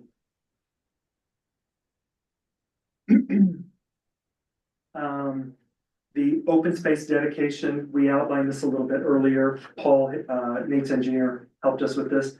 30% of the area does need to be open space. That should be on their private property unless an exception were made in the NDA.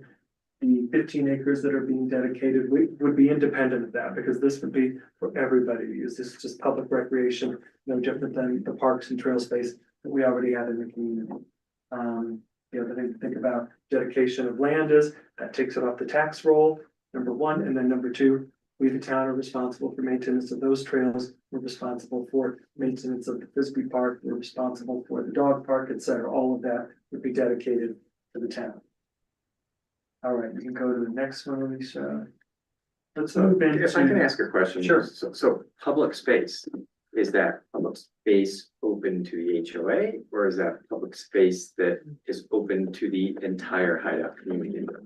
The public space that is part of the development? Yes. Well, that's interesting. It's not that clearly laid out in our code, but the fact that it says public space would make one think that it's open to everybody, right? Typically, Nate has done a good job when he's built public space, i.e. pickleball courts, et cetera, that they're open to the community. I would suspect that most of that would be open to the community. But the 30% should be on the private property, independent of the city property. That's extra.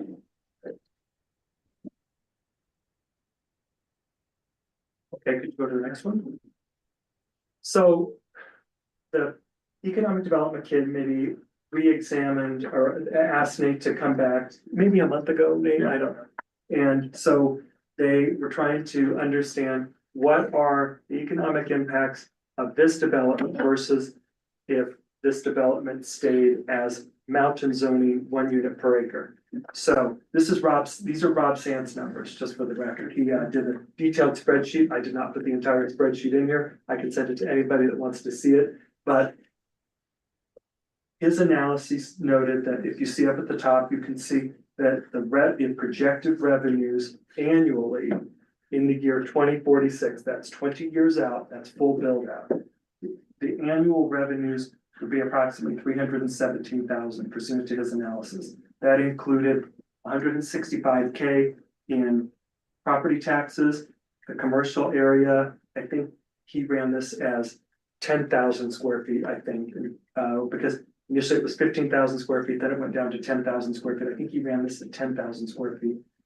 TRT is Airbnb. This is short-term rental taxes that we would get. And then energy taxes are kind of a state tax that we get. So that totaled $317,000. But the expenditures totaled 159 for general government. This is day-to-day stuff, whether it may be road maintenance, it may be park, trail, all the maintenance, administrative maintenance, staff time, et cetera, associated with running a city, taking care of the additional 226 households that would be located in this development. That was 159,000. Public safety. Excuse me, is that including the clubhouse?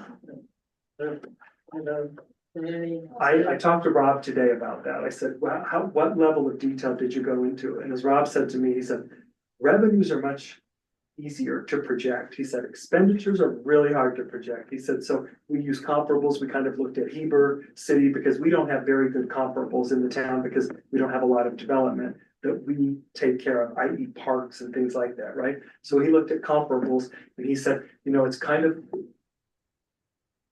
he said it's taken a really doggone good guess to try to figure that out. So he said that would be taking care of some of the recreational amenities, a little bit with the clubhouse.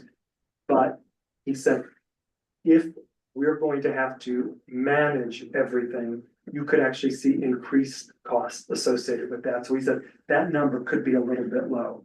It's his best analysis based on adjacent cities. Are there examples of other developments that contribute a public benefit to everyone, but maintain and operate and pay for it themselves? Well, that's interesting because when this first started, that was what we were trying to work through with the HOA taking care of it. But could the rest of the community use the community center?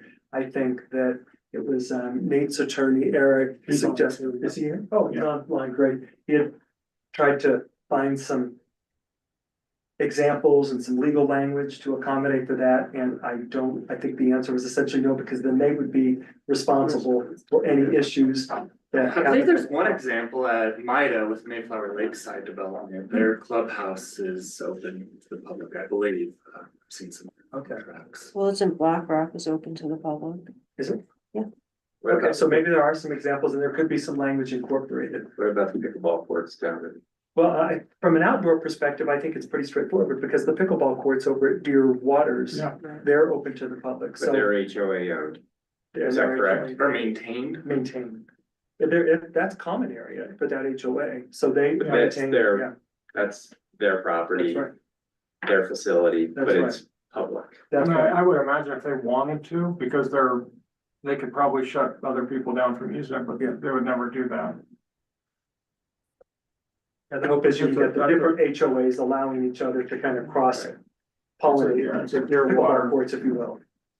And another question is, couldn't we charge for something like renting the whole facility out for private events and that kind of thing to actually raise some money? The town could absolutely do that. If it's town owned, you could absolutely do that, have a fee for that. I've got this address too, so I think I have the answer for it.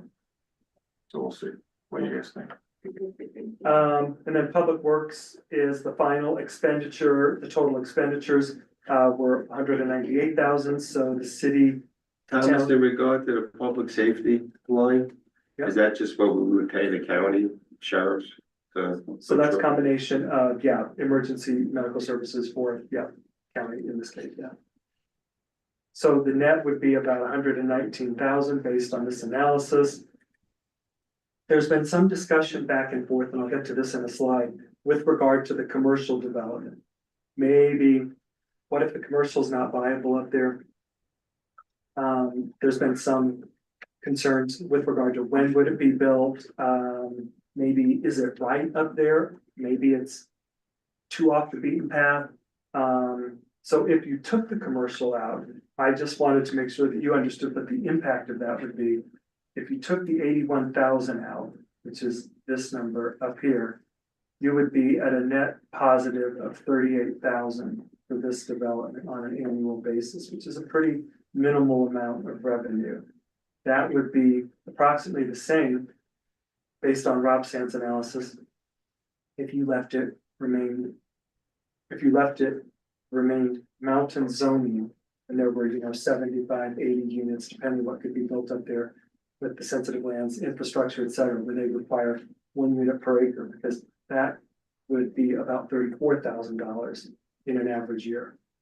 So if these numbers were, if that number in particular were low, or for example, what if the city had to hire a staff person to manage the community center, take care of the pickleball courts, do the maintenance, et cetera? If you hired a person at $55,000, you would actually now be running a deficit for this project. So the commercial is pretty important to this project if you're looking at it from a fiscal perspective.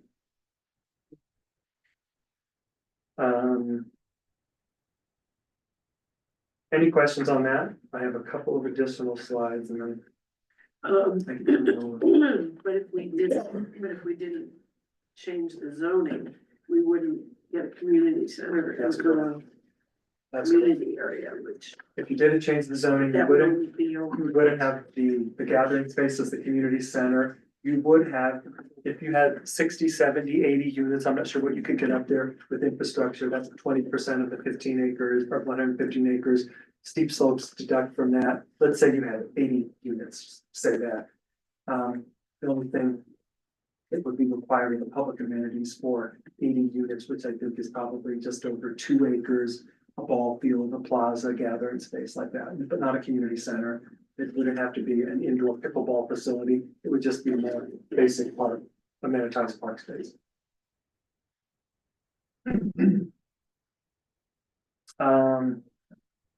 So it's, if you go to the next slide, Alicia, I've just got a couple more.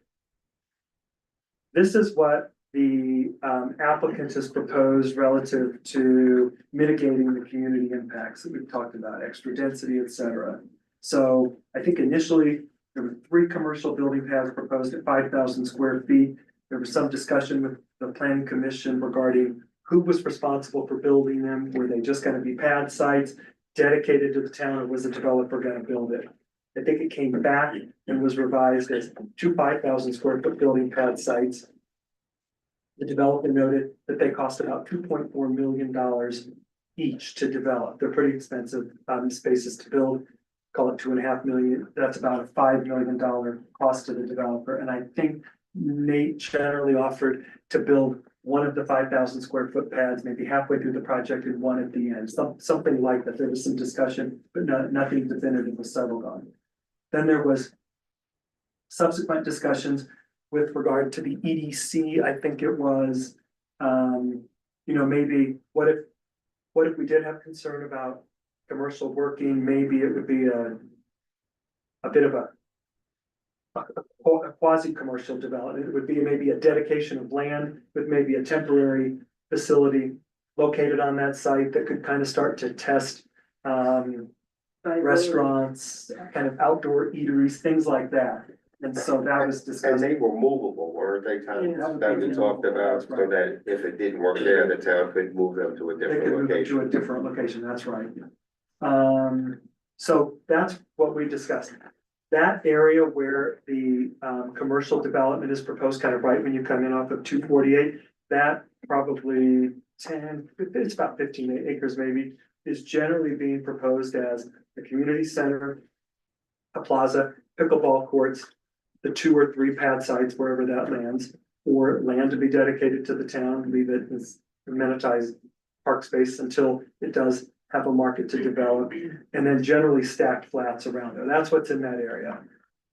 Paul can tell you that we have gone back and forth trying to figure out exactly how to lay that area out. It is steep slopes in that area. So putting those bigger buildings in that area is really tough. I mean, you're really pushing the buildings back into the slope.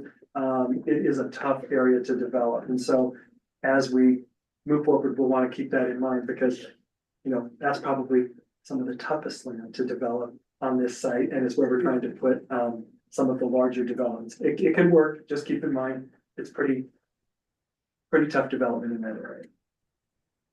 Go to the next slide, Alicia. So since we've had discussions with regard to the commercial, we've started with, 15,000 square feet, we talked about 10,000 square feet, et cetera. Some alternative building off the recommended revisions up front in this report.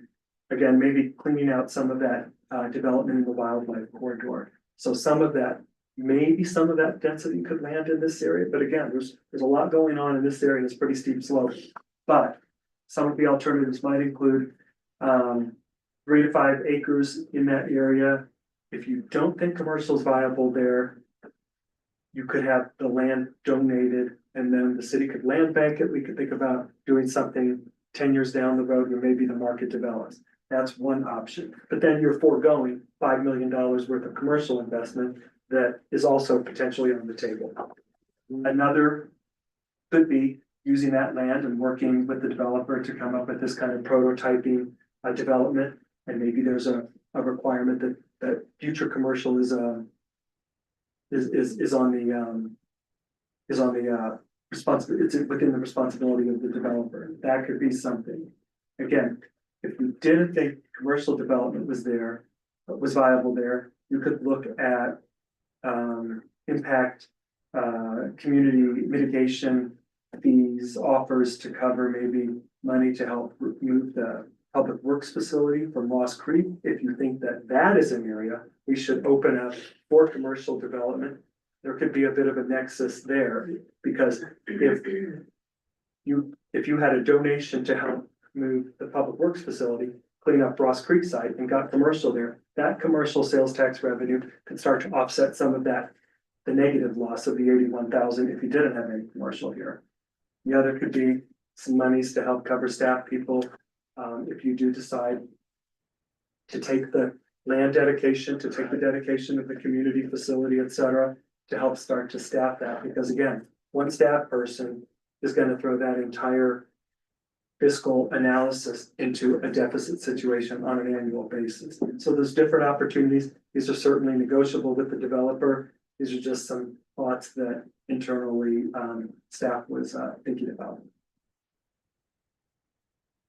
Can I just do 2 more slides and then circle back to this, because I'm sure there's going to be discussion here. The developer has offered to pay for a town entry sign on the south side as part of the Deer Springs development. He offered to pay for a new town sign on the north side up near Deer Springs.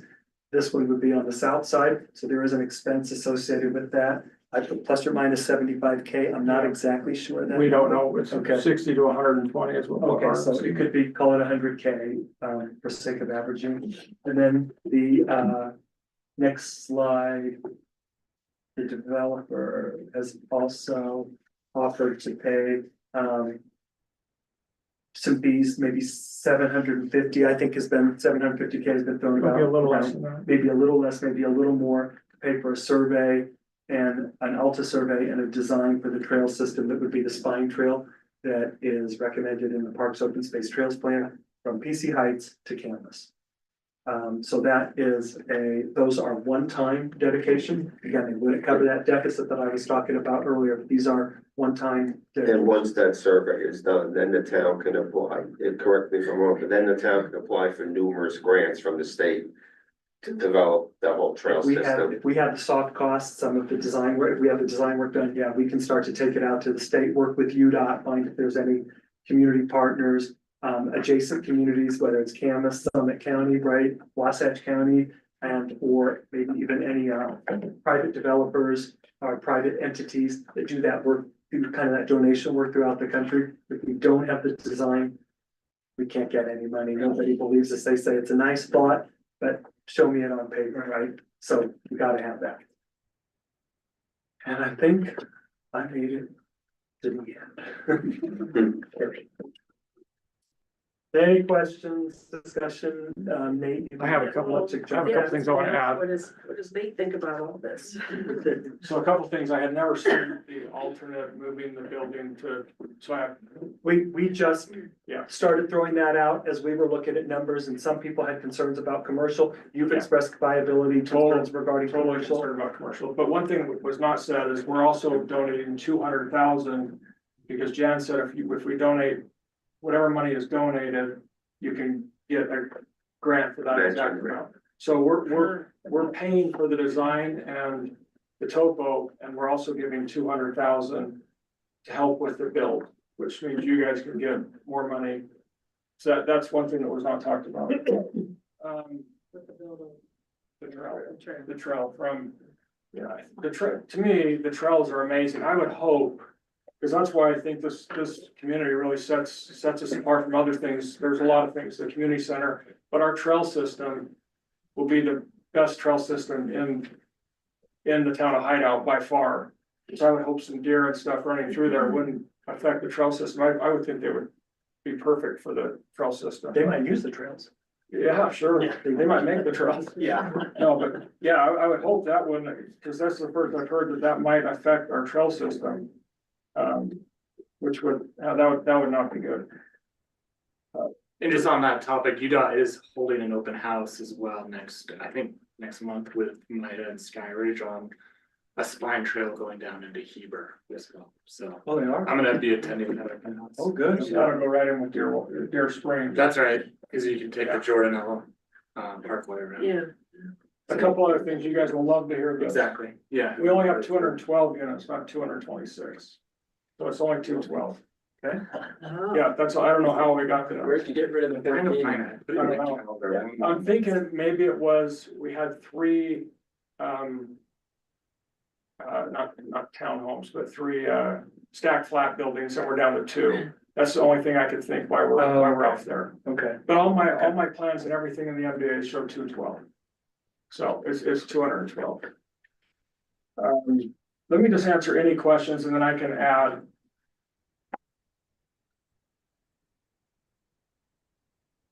Oh, sorry, can I say? Yeah. Okay, so let me just tell you the way we want to address the tax and issues like that.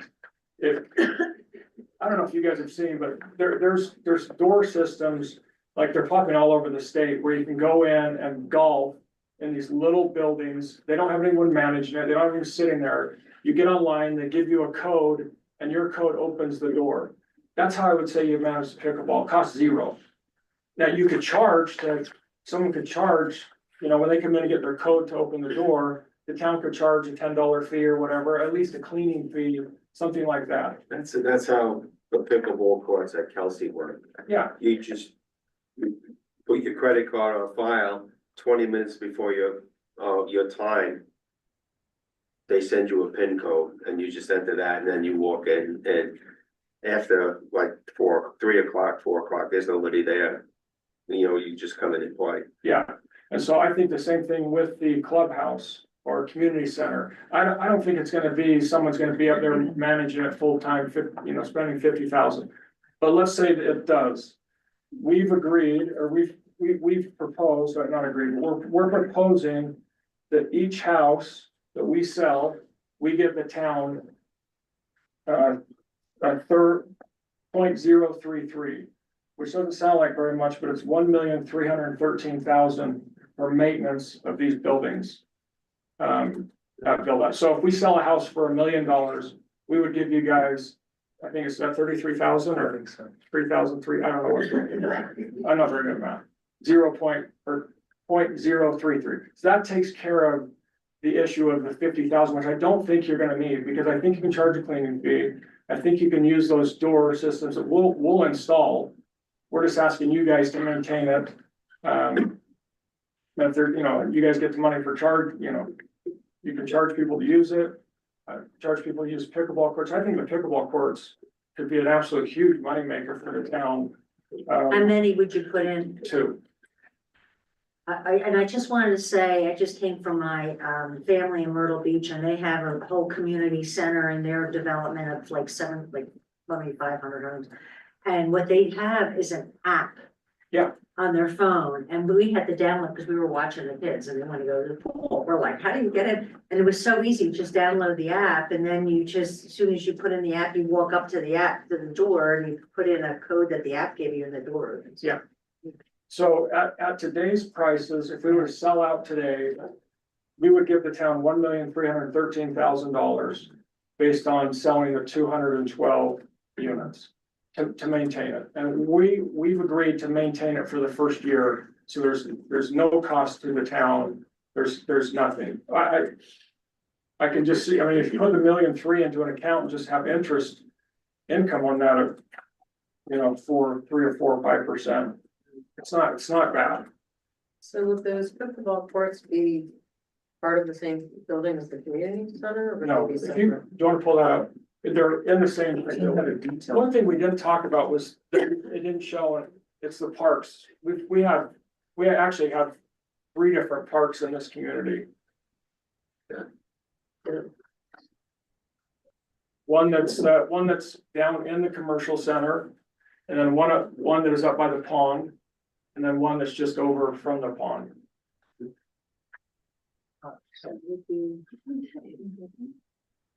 And I can put it up on my screen if that's helpful.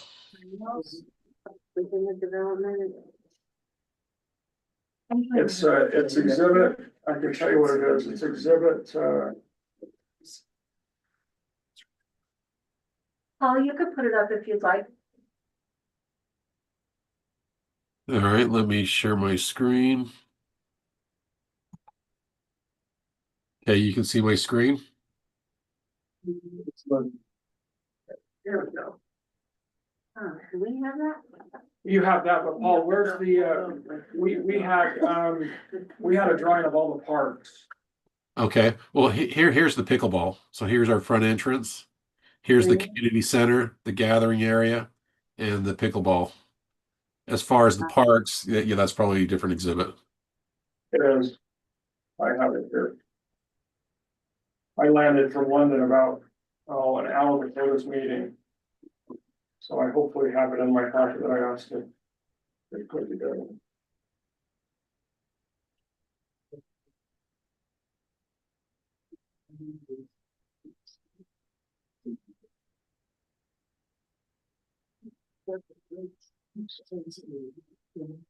That's the Lisbon part.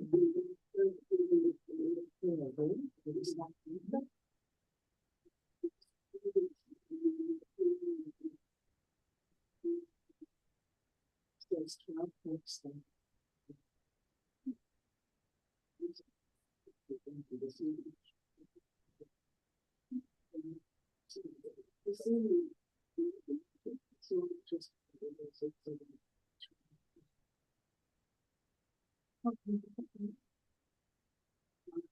page 115.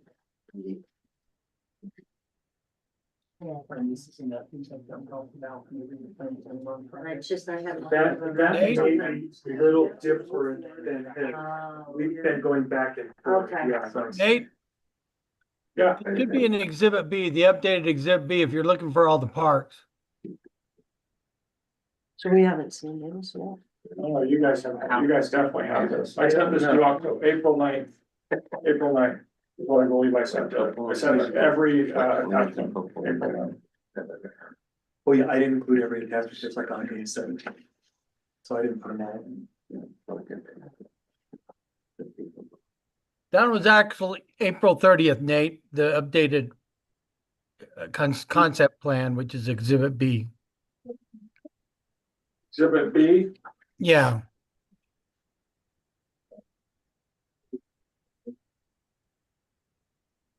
That's the concept plan. I'm talking, we have a park. Well, it has the parks on it, sorry. You can't see it though, right? We actually have one of each of the parks.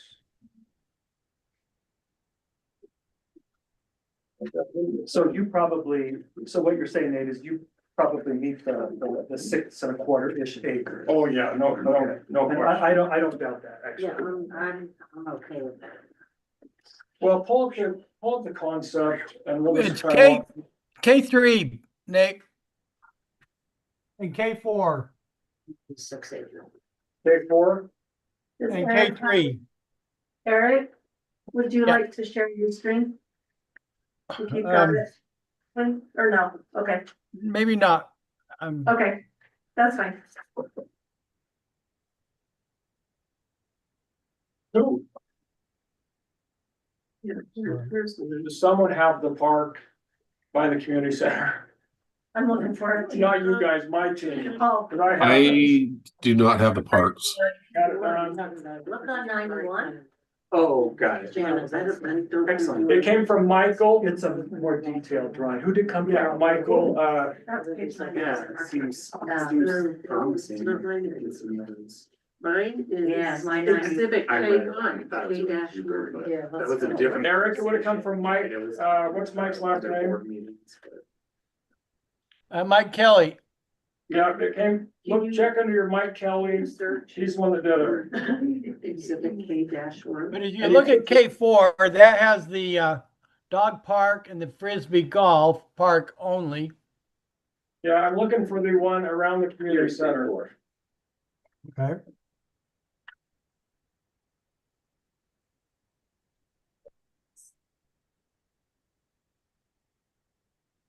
Just what you guys wanna do tonight. I'm gonna go through all my stuff. Sorry. Would you like to come back to this and I can go through my stuff? Yeah, please, let's do that. Okay, Okay, so I think with the, I think just so you guys aren't losing money on taking over the clubhouse and the pickleball courts. What he did not, what Rob Sent did not do was take into account anything that you guys, any revenue you might have. And then we never, this is something my team came up with to charge our buyers, not really charge our buyers, it's something we would just pay every house we sell. Until we're sold out, that 0.033%, which is $1,313,000 at today's prices. I'm gonna imagine they're gonna go up as, time goes on. So you hope, you never know, you never know. Any other, I think I've addressed most of the things. Sorry, where was that money going to maintain the facilities? They'll just go to you guys. I have a question about architectural design. Yes. I'd like to see something different from your other projects. Perfect. Have I would you definitely. come up with anything to share? Because Not really to share. You guys- Similar to what Well, your other projects. could- Cause we're just a concept. You guys will, I think you have one planning commission member, you have Thomas, you guys can tell us what you wanna see built there. I will say this. Out of the 38 homes that have been sold this year, 30 of them are ours. Sold and under contract, 30 are ours. Pretty good. That's dominating the market. People like what we're doing here in town. So, we own like 78-80% of the market, which is fantastic, because there is other developments being built, but people like what they see when they come into town. I would still echo that. It'd be good to see some iteration. For sure, we have 3 different kind of products. And so, yeah, I agree. And I think it would warrant a premium product too, those types of unobstructed views on some of those Yeah. upper lots. Yeah. I would hope that, from the Ascent products up to a Yeah. really, high-end luxury product. And you guys basically get to determine, we'll turn on our plans and you guys will tell us what you like and hate about them and. Yeah. So tell me about do you have concerns about the commercial up there? Because I kind of like to have the commercial there. Okay, I think, this is my opinion, one little building would work. A commercial center right there is not gonna work. We have that down in Richardson Flats. We're gonna have that over the next couple of years.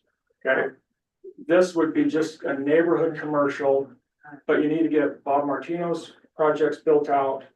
This needs to get built out, and Tuahay needs to get built out. Well, 2K is pretty much built out. They're still building quite a bit over there, yeah. Wow, But- there, A couple hundred more units. With all that, this would be kind of the hub for the commercial, for those areas. Bob doesn't have any commercial. Tuahay has very little commercial, if anything, except a golf well, that's what course. I'm saying, that's why I think, I'm just thinking forward thinking here. I've seen a lot going on, like where I just came from Carolina Forest, and they are just, I mean, like unbelievable building. Yeah. And they are putting so much, and I'm Yeah. like, and I'm thinking, oh, that's way too much, and then I came back this year, and I'm like, oh no, that is not too much. Yeah. Matter of fact, they need more. So, you know, I'm trying to think forward thinking here, I hate to just to give up, you know, two or, you No, know, we- even one commercial pad. I really think if we could do 3 commercial pads and maybe, like you said, not build all 3, but have that option. Yeah, and right now I the mean- commercial pads are 5,000 feet. Those are big pads. I question the viability. But Wild Horse is what, To- 14,000 or 15,000? I think it's too far That's away big. from from most of the town. Wild Horse is proposing about 14,000 square feet over Yeah, there. that's- It could be that maybe the commercial is smaller. Maybe do 3 smaller Maybe pads. do Right. 3 or 4 smaller ones. And that's something that's But I something think we would that- come in and get your, you know, do a lot split or a change. And I do think that it's important to keep in mind that I don't think anybody anticipates that this is at market lease rates comparable to Park City, Right, even Heber, Camas, et cetera. This is not in the middle of nowhere, but it's in an area that's developing. It's a hard to develop area. This would be a community mitigation offer by Nate to give you that building or keep rents significantly below what the market is. Make it Because the attractive. market will not build Right. it here. The market will just build housing here. It will not place make, it will not build commercial. This would have to be, it's essentially subsidized commercial. Are you proposing to operate these, to lease them, to run all the So if we day-to-days? own them, I'll have to operate them. Yeah. And they'll have to make sense, right? I mean, they have to make sense. That's why I think like we discussed Yeah. in the EDC with the trailers, is a better alternative because I if agree. they're not working up there, we can move them, whether it be to Ross Creek Yeah. or somewhere else. You know, and I was just in London, and I called my son-in-law, and I said, do you think a little pub would work? So I think that little pub that they're talking about, yeah, I think that's the perfect thing. You have decent food, it's not gonna be way expensive, right. and people like to just hang out and there is no place like that on this side of the mountain. You know, well, I don't wanna say it, the hotel has a nice, but it's pretty expensive, Yeah, that new hotel. Yeah. and I heard it's not as good as it used to be. Yeah. Yeah, I don't know, I only been there twice, I like it, but. But so, I don't think you should get rid of the commercial at all. I don't think we should put a time frame on when it has to be built, because that's setting up for failure. I think we leave the commercial as it is. Let the developer, us, decide when we can build it, or, because we're gonna build it when it makes sense. Or we just give you guys the pads and you guys can sell to a builder, sell to a developer. That would be our preference, is just give you guys the free pad. We'll build all the parking, we'll shove all the sewer and water, power and gas into it.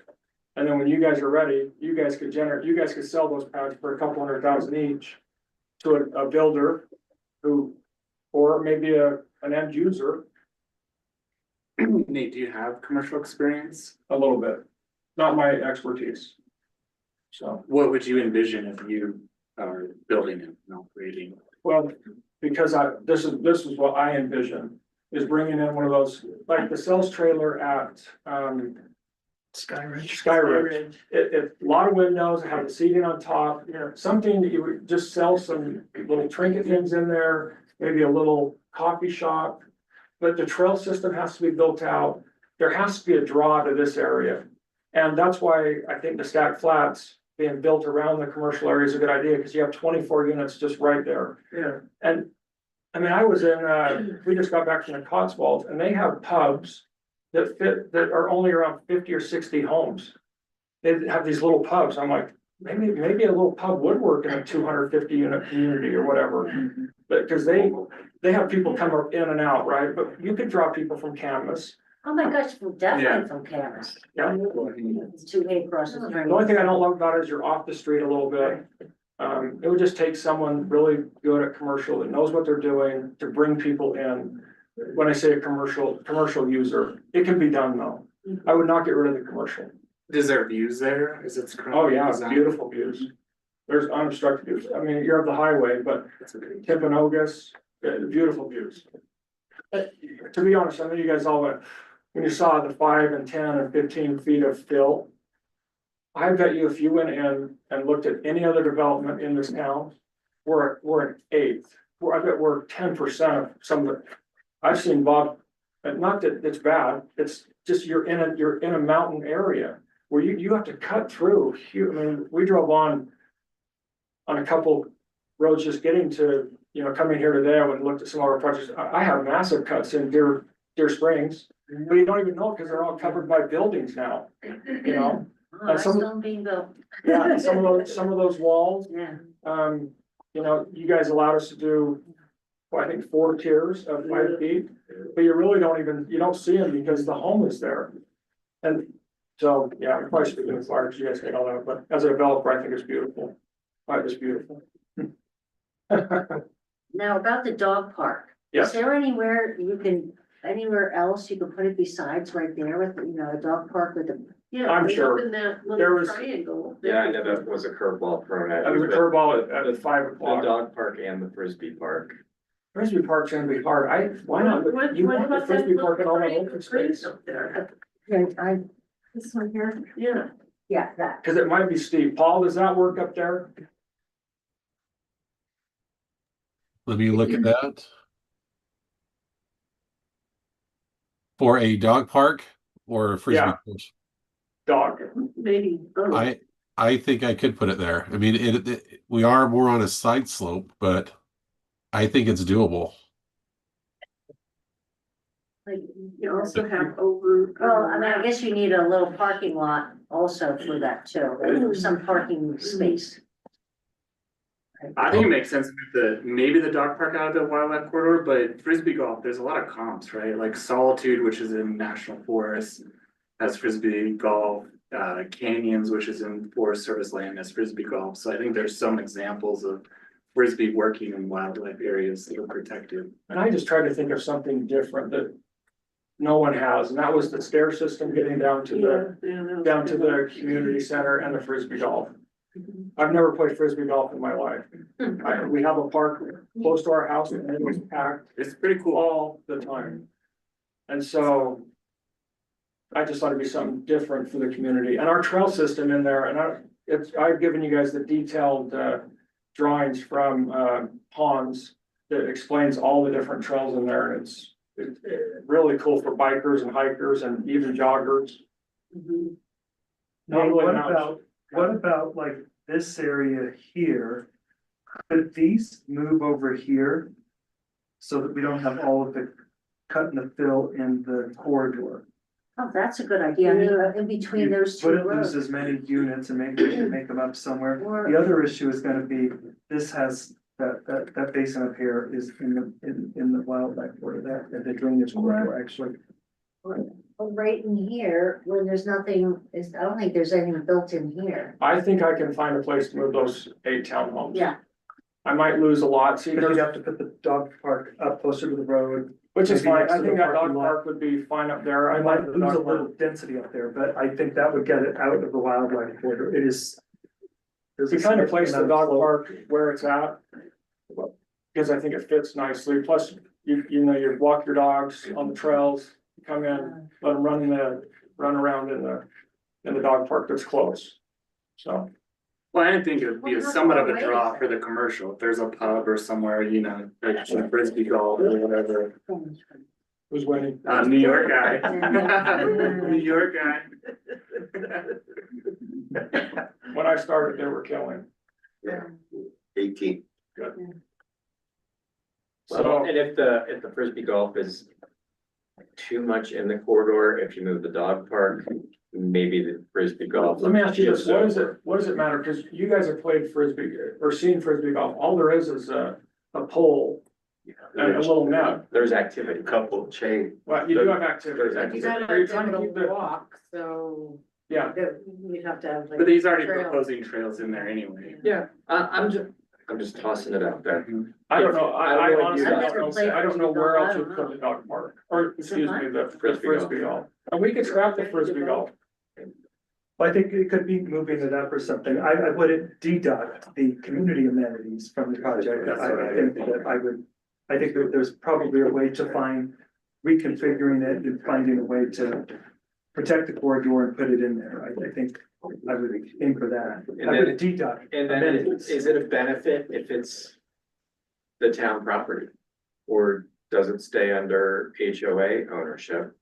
So we get the tax revenue on that land. Yeah, We're completely fine leaving it under. I think HOA. makes sense. If you guys remember, like a year ago when we started this.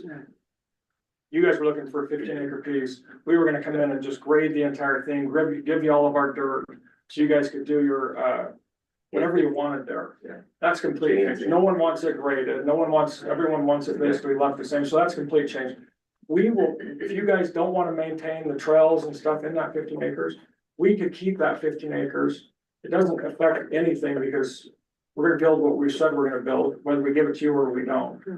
So that's up to you guys. Well, I guess you would need a parking lot then for We do. the trails. We have. It's there. Oh, I know. I was thinking of In not the corridor. having that in there, but I think you should Or move if there's it up and out. townhomes I wouldn't- you just move it up and out, but That's then, significant disturbance in that area. yeah. Closer down. Well, that's what I was thinking. We were talking about moving the parking lot up there too. If those townhomes slid over and the parking lot slid down, Slid down, meaning down towards, Towards 248. down here to the corner. Let me see where the disturbance map is here. Or what's up in this corner? Where the two lots are above parking lot. Just see. Move everything, just shift everything up. That's part of that is also part of the secondary wildlife corridor. That's why that opening is there. There's also wetlands up there. Nate, do you have an approximate square footage on the, community center? Yeah. Just approximately 2,000 to 3,000 square feet. I wrote down what we talked about.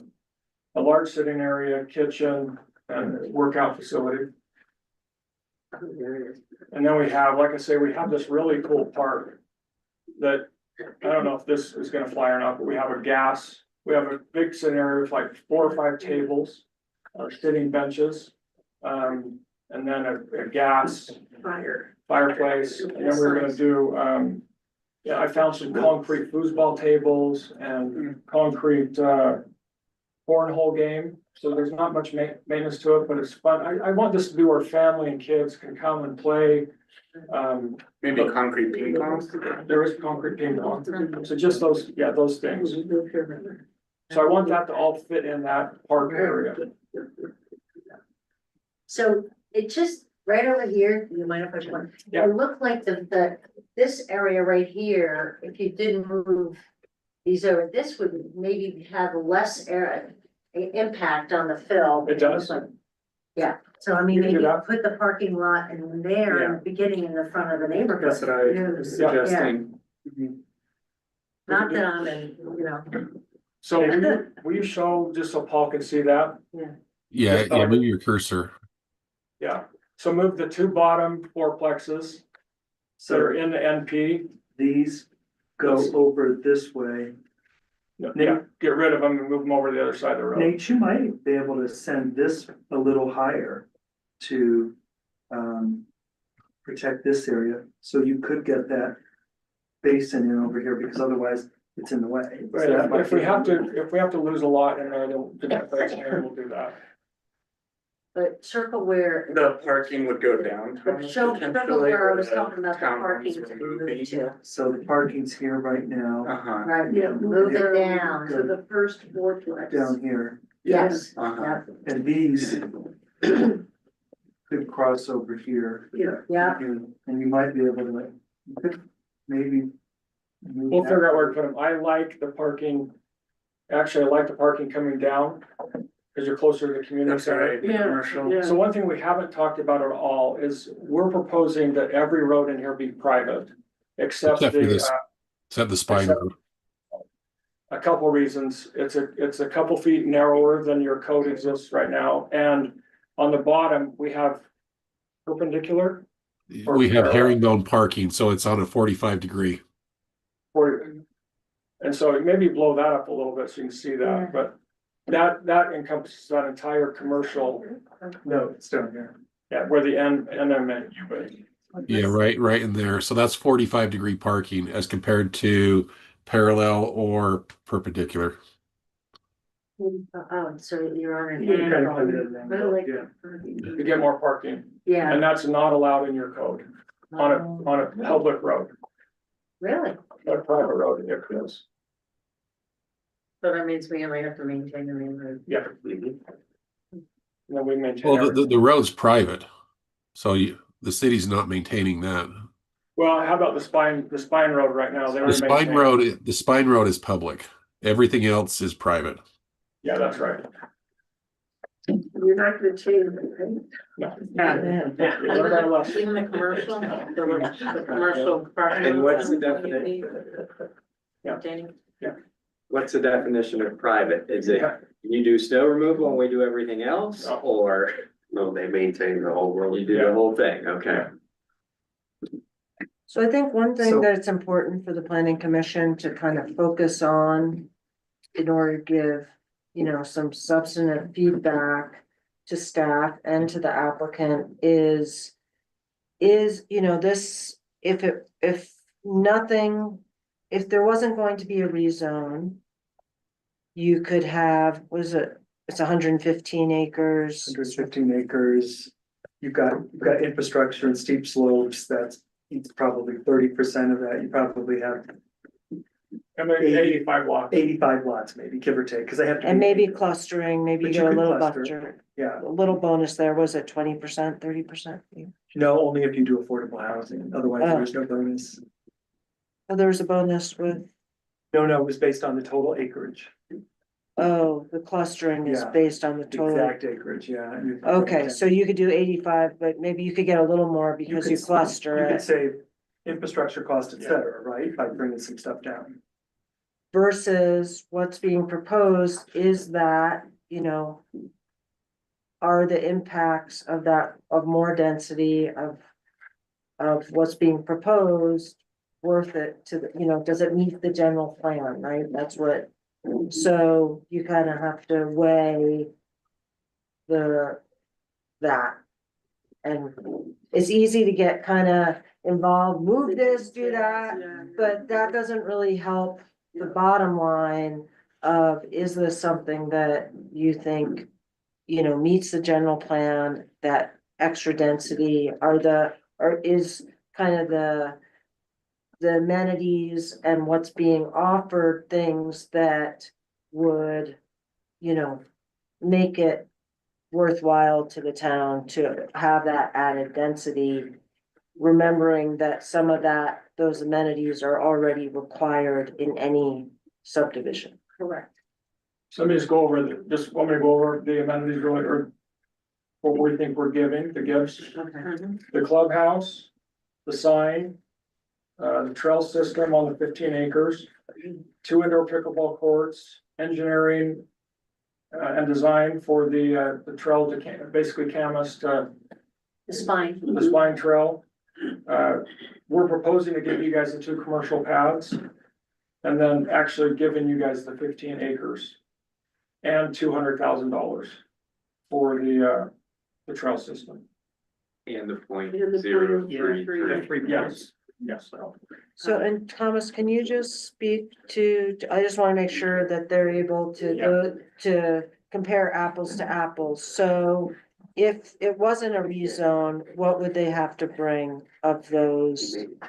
You would still have to bring the trails are always their code requirement, so you have. to Not bring as the much trails as we're doing though. But maybe not as many, but it would be a requirement for, any development, they'd have to bring.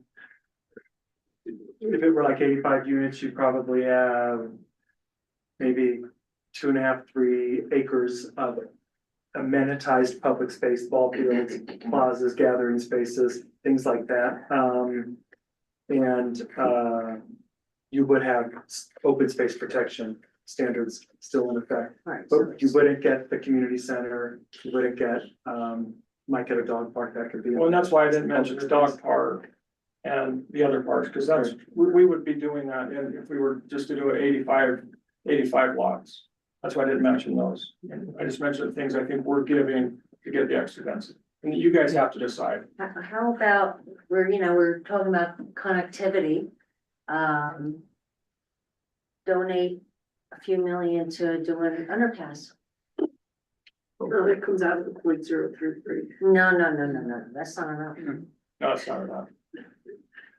No, I mean. I would have to because say, we're I giving- just have to say no, just so you guys know, Yeah. water, I just bought 35 acre feet of water more. Do you know how much water is selling for right now?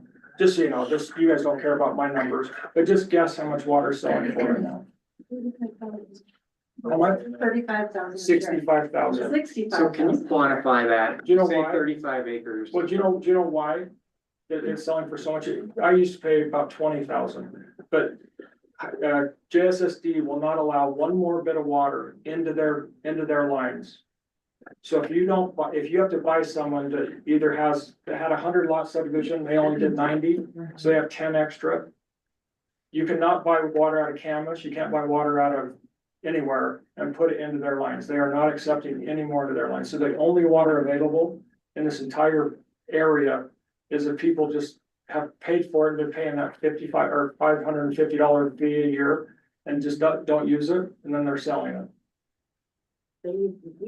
And then on the flip side, we're giving you an extra like 150 homes for you to sell and make a profit on. Yeah. So if every home, let's say, Yeah, make a I will profit of say- 200,000 or 300,000 Well, times 150. The numbers aren't that much different on an 85 lot, 1 acre subdivision with bigger homes than what we're doing. But the reason I want to do this, Yeah. we are selling 30 out of 38 homes. People they love it, and we know it works. We have not tried to do the 1 acre subdivision. We don't want to reinvent things. This is working, so I think it's the price point, because probably, everything's. Yeah.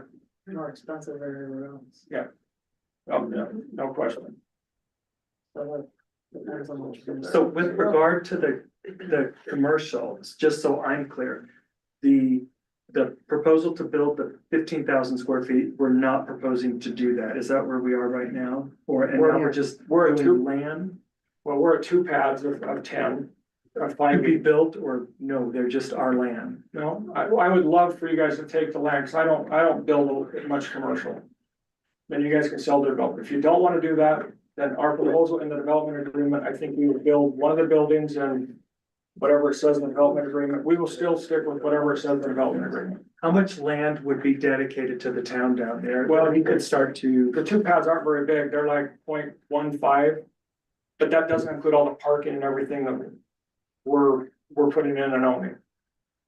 Because it's in the road system. Nate, I thought you had discussed about bringing in one of those food trailers Yeah. or something like that. Yeah, Yeah, but that. so we have 3 different options on the table for the commercial. Give you guys the commercial pads. Bring in a trailer after like a year and a half, after we get the roads in and things built, and see if it works. Or whatever says in development, like after 5 years, come in and build a 5,000 square foot building when there's more houses around. And I think it said after like 8 or 10 years, build the second building. Could we do a hybrid? I'd like to maybe see you guys try to build one pad and maybe have the trucks.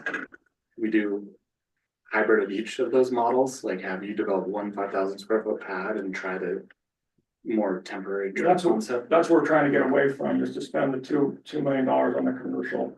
The commercial might work, and it could be a moneymaker for us. Right now, I just don't see it, but things change. what if there was a reconfiguration down there and there was a larger land dedication, maybe 3 or so acres down there? Kind of reconfigure that so that if the town wanted to work with somebody in the future, I don't think a 5,000 square foot pad is gonna give us much opportunity, right? It's a start, right? But if this truly developed out, there's probably more opportunity down there. What if there were more land? in If you terms can of show me dedication? how to do it without me losing a bunch of lots, I'm all open. how about increasing the sale, you know, the 0.033 to 0.05? Well, we haven't talked at all about the short term. I mean, I just kind of feel like That does give you, not apples to apples. yeah. If we allow short term rentals. Aren't you gonna make more profit on the houses? The home sell for a little bit more, but short-term Oh, rentals. we didn't talk about the short. We don't care about short-term rentals. We'd like it, but No. We need to figure out what's going where yet before we worry about that. Oh, I thought it was all in one discussion here. We're not thinking about it. Okay. I hope we're taking a vote. See, I actually like the idea of I'm hoping for voting. moving the building, the maintenance building. oh, yeah. Go from Lost Creek. Yeah, I kind of like that idea. That's the first you heard of this, I guess? Yeah. That's something you consider. I consider everything, to be honest. I rarely say no to the I town. mean, I just kind of very figured, you honestly. know, it just, you originally, you know, were gonna build out 3 pads. And that was, you know, I thought that was great. But now I feel like cut a bunch Well, out. I'll say, I've never said I'm gonna build all 3 pads at one time. And Well, not at one when time, but I I mean first came in here, I wanted to give the commercial pads to the town. That was my first thing. Things have changed so much. Mhm. And that's what I appreciate.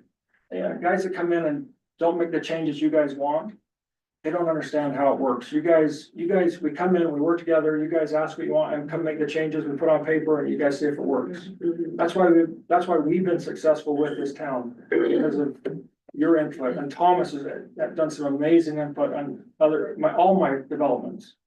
I mean, all my developments, so I appreciate this. This is different than going to West Jordan City or, you know, other cities. And that's why some of these developers aren't used to this. And, you know, they get all frustrated and throw their hands up, but I'm used to this because this is how I think it should work. And so, you know, Well, is there anything else you can, you know, give to us? I'm looking, I mean, I just. Don't be so subtle. I mean, I'm just thinking for the town. I mean, you know, I just kind of feel like we're giving up, you know, a lot of homes. I mean, here, we're, you know, we're supposed to be a 75 home community. And, you know, we're giving you an extra 150. well, you're giving me build. about 110 units more. Well, it was, you know, 140. It was 210, 212. 210, 212, I feel like I can probably 212 get minus 85. 75. Well, 80, I think I can get 85. So. You're a tight get. You're a tight get on those slopes. But So, then you'll have homes. To be honest, I don't think so. How much I've had to pay for the water, I had to buy only water for this, because I've saved, now that Richardson Flats is approved. I had to save all my water for over there. And so I bought all new water, and I have all the water I needed for this development after 212 units. And it was not cheap. I mean, it was, well, I mean, and I'm sure you did very well with your waters and your springs, yeah, which is good. I'm happy for you. yeah. I will, I don't want to get into it. Deer Springs, I don't have my money back yet. Alright. Deer Waters were at the very end, and yeah. Nate, I know you would like us to take a vote tonight, but we have. We have to decide what we want to see in that commercial area, and I'd like to give Thomas a chance to see if he can redesign it. For maybe the 3 acres, like you said. I would appreciate it if you can bear with us until the 19th. I know you're under the constraints you're under.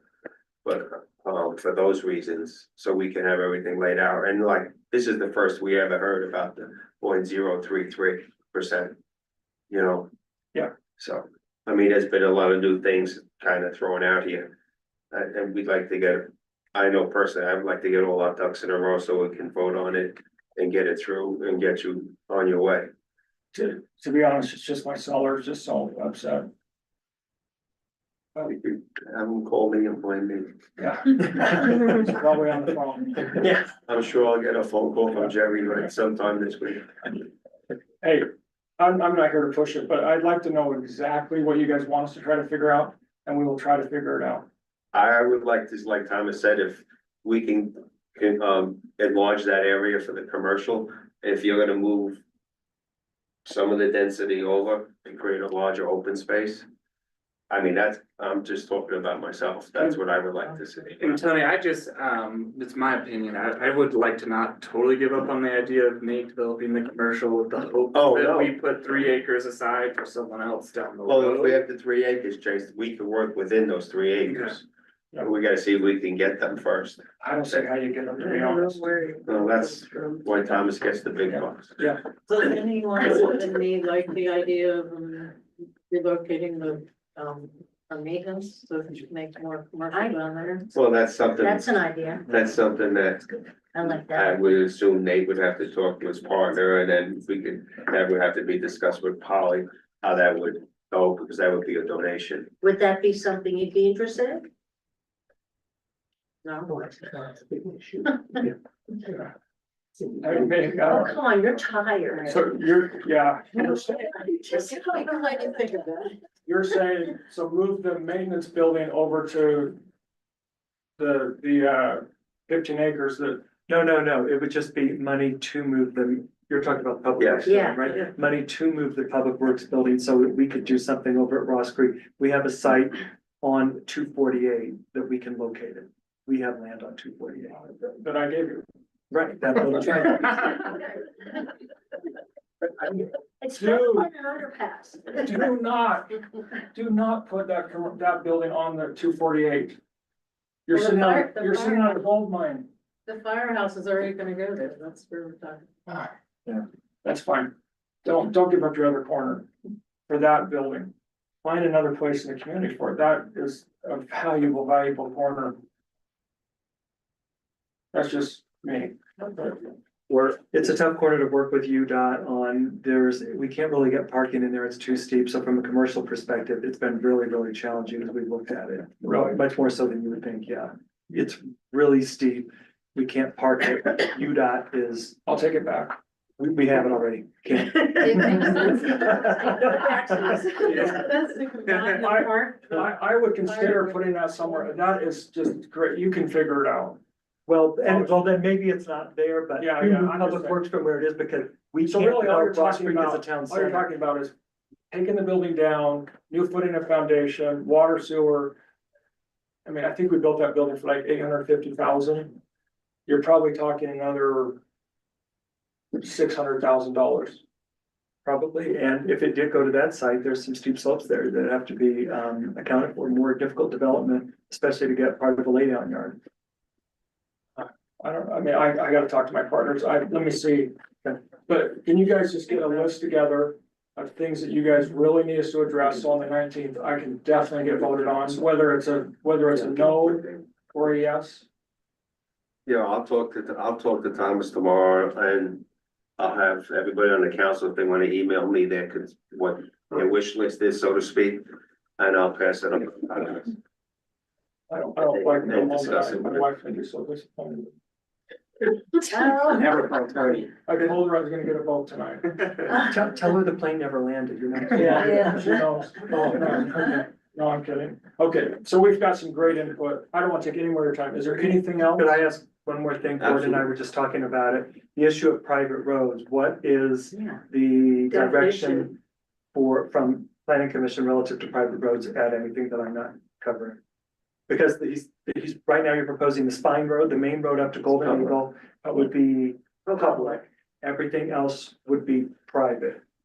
I would ask Gordon, what's your concern? I don't have a concern. I just wanted to make sure Nate's looking for direction, clarification, and so forth. And so I wanted to make sure that he gets that relative to the streets. I would just assume that would be all maintenance of them.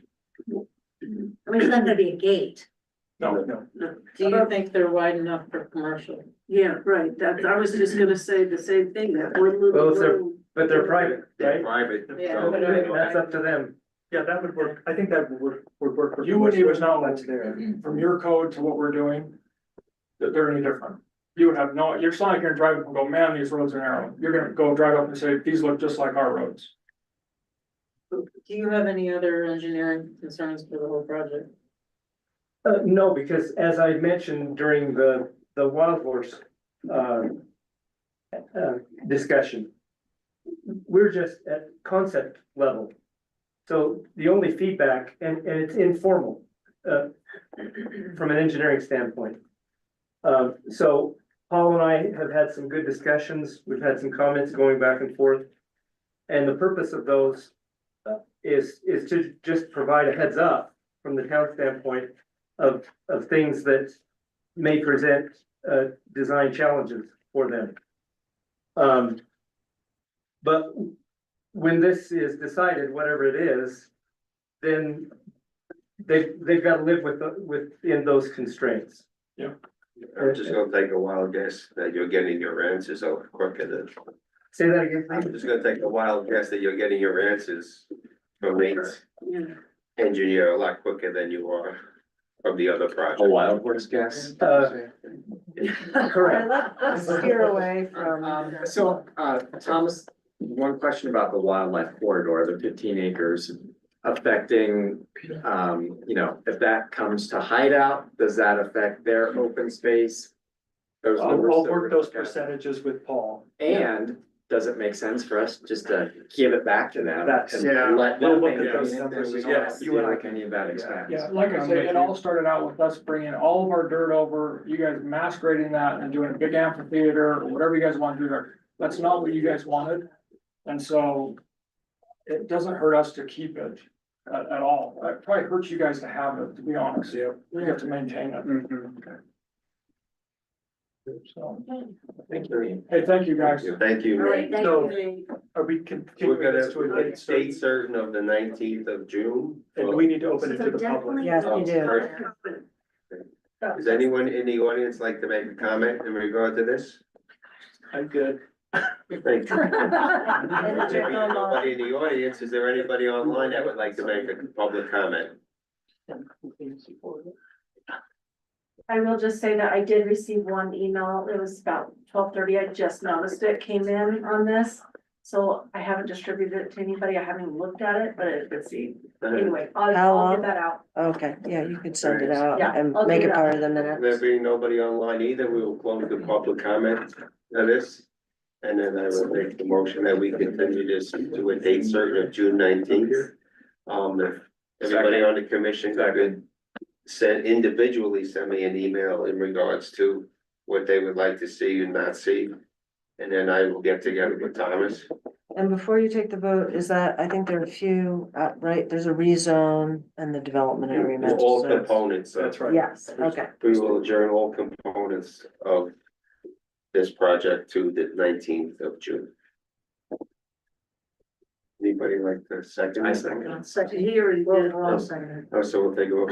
Donna, yes. Glynis, Yes. Rachel, Yes. Joel, Yes. Jay, Yes. and Tony's yes. All right, thank you all. We're closer. See you in 3 weeks. Always like We haven't those. closed. We haven't. I motion we adjourn. Second. Yes, thank you. Yes. Second. Who's gonna Chase second? I'll second it. Chase second. I can't hear Chase at that, and I'm not gonna be. Yes. Donna, Yes. Rachel, Thanks, Thomas. Glynis.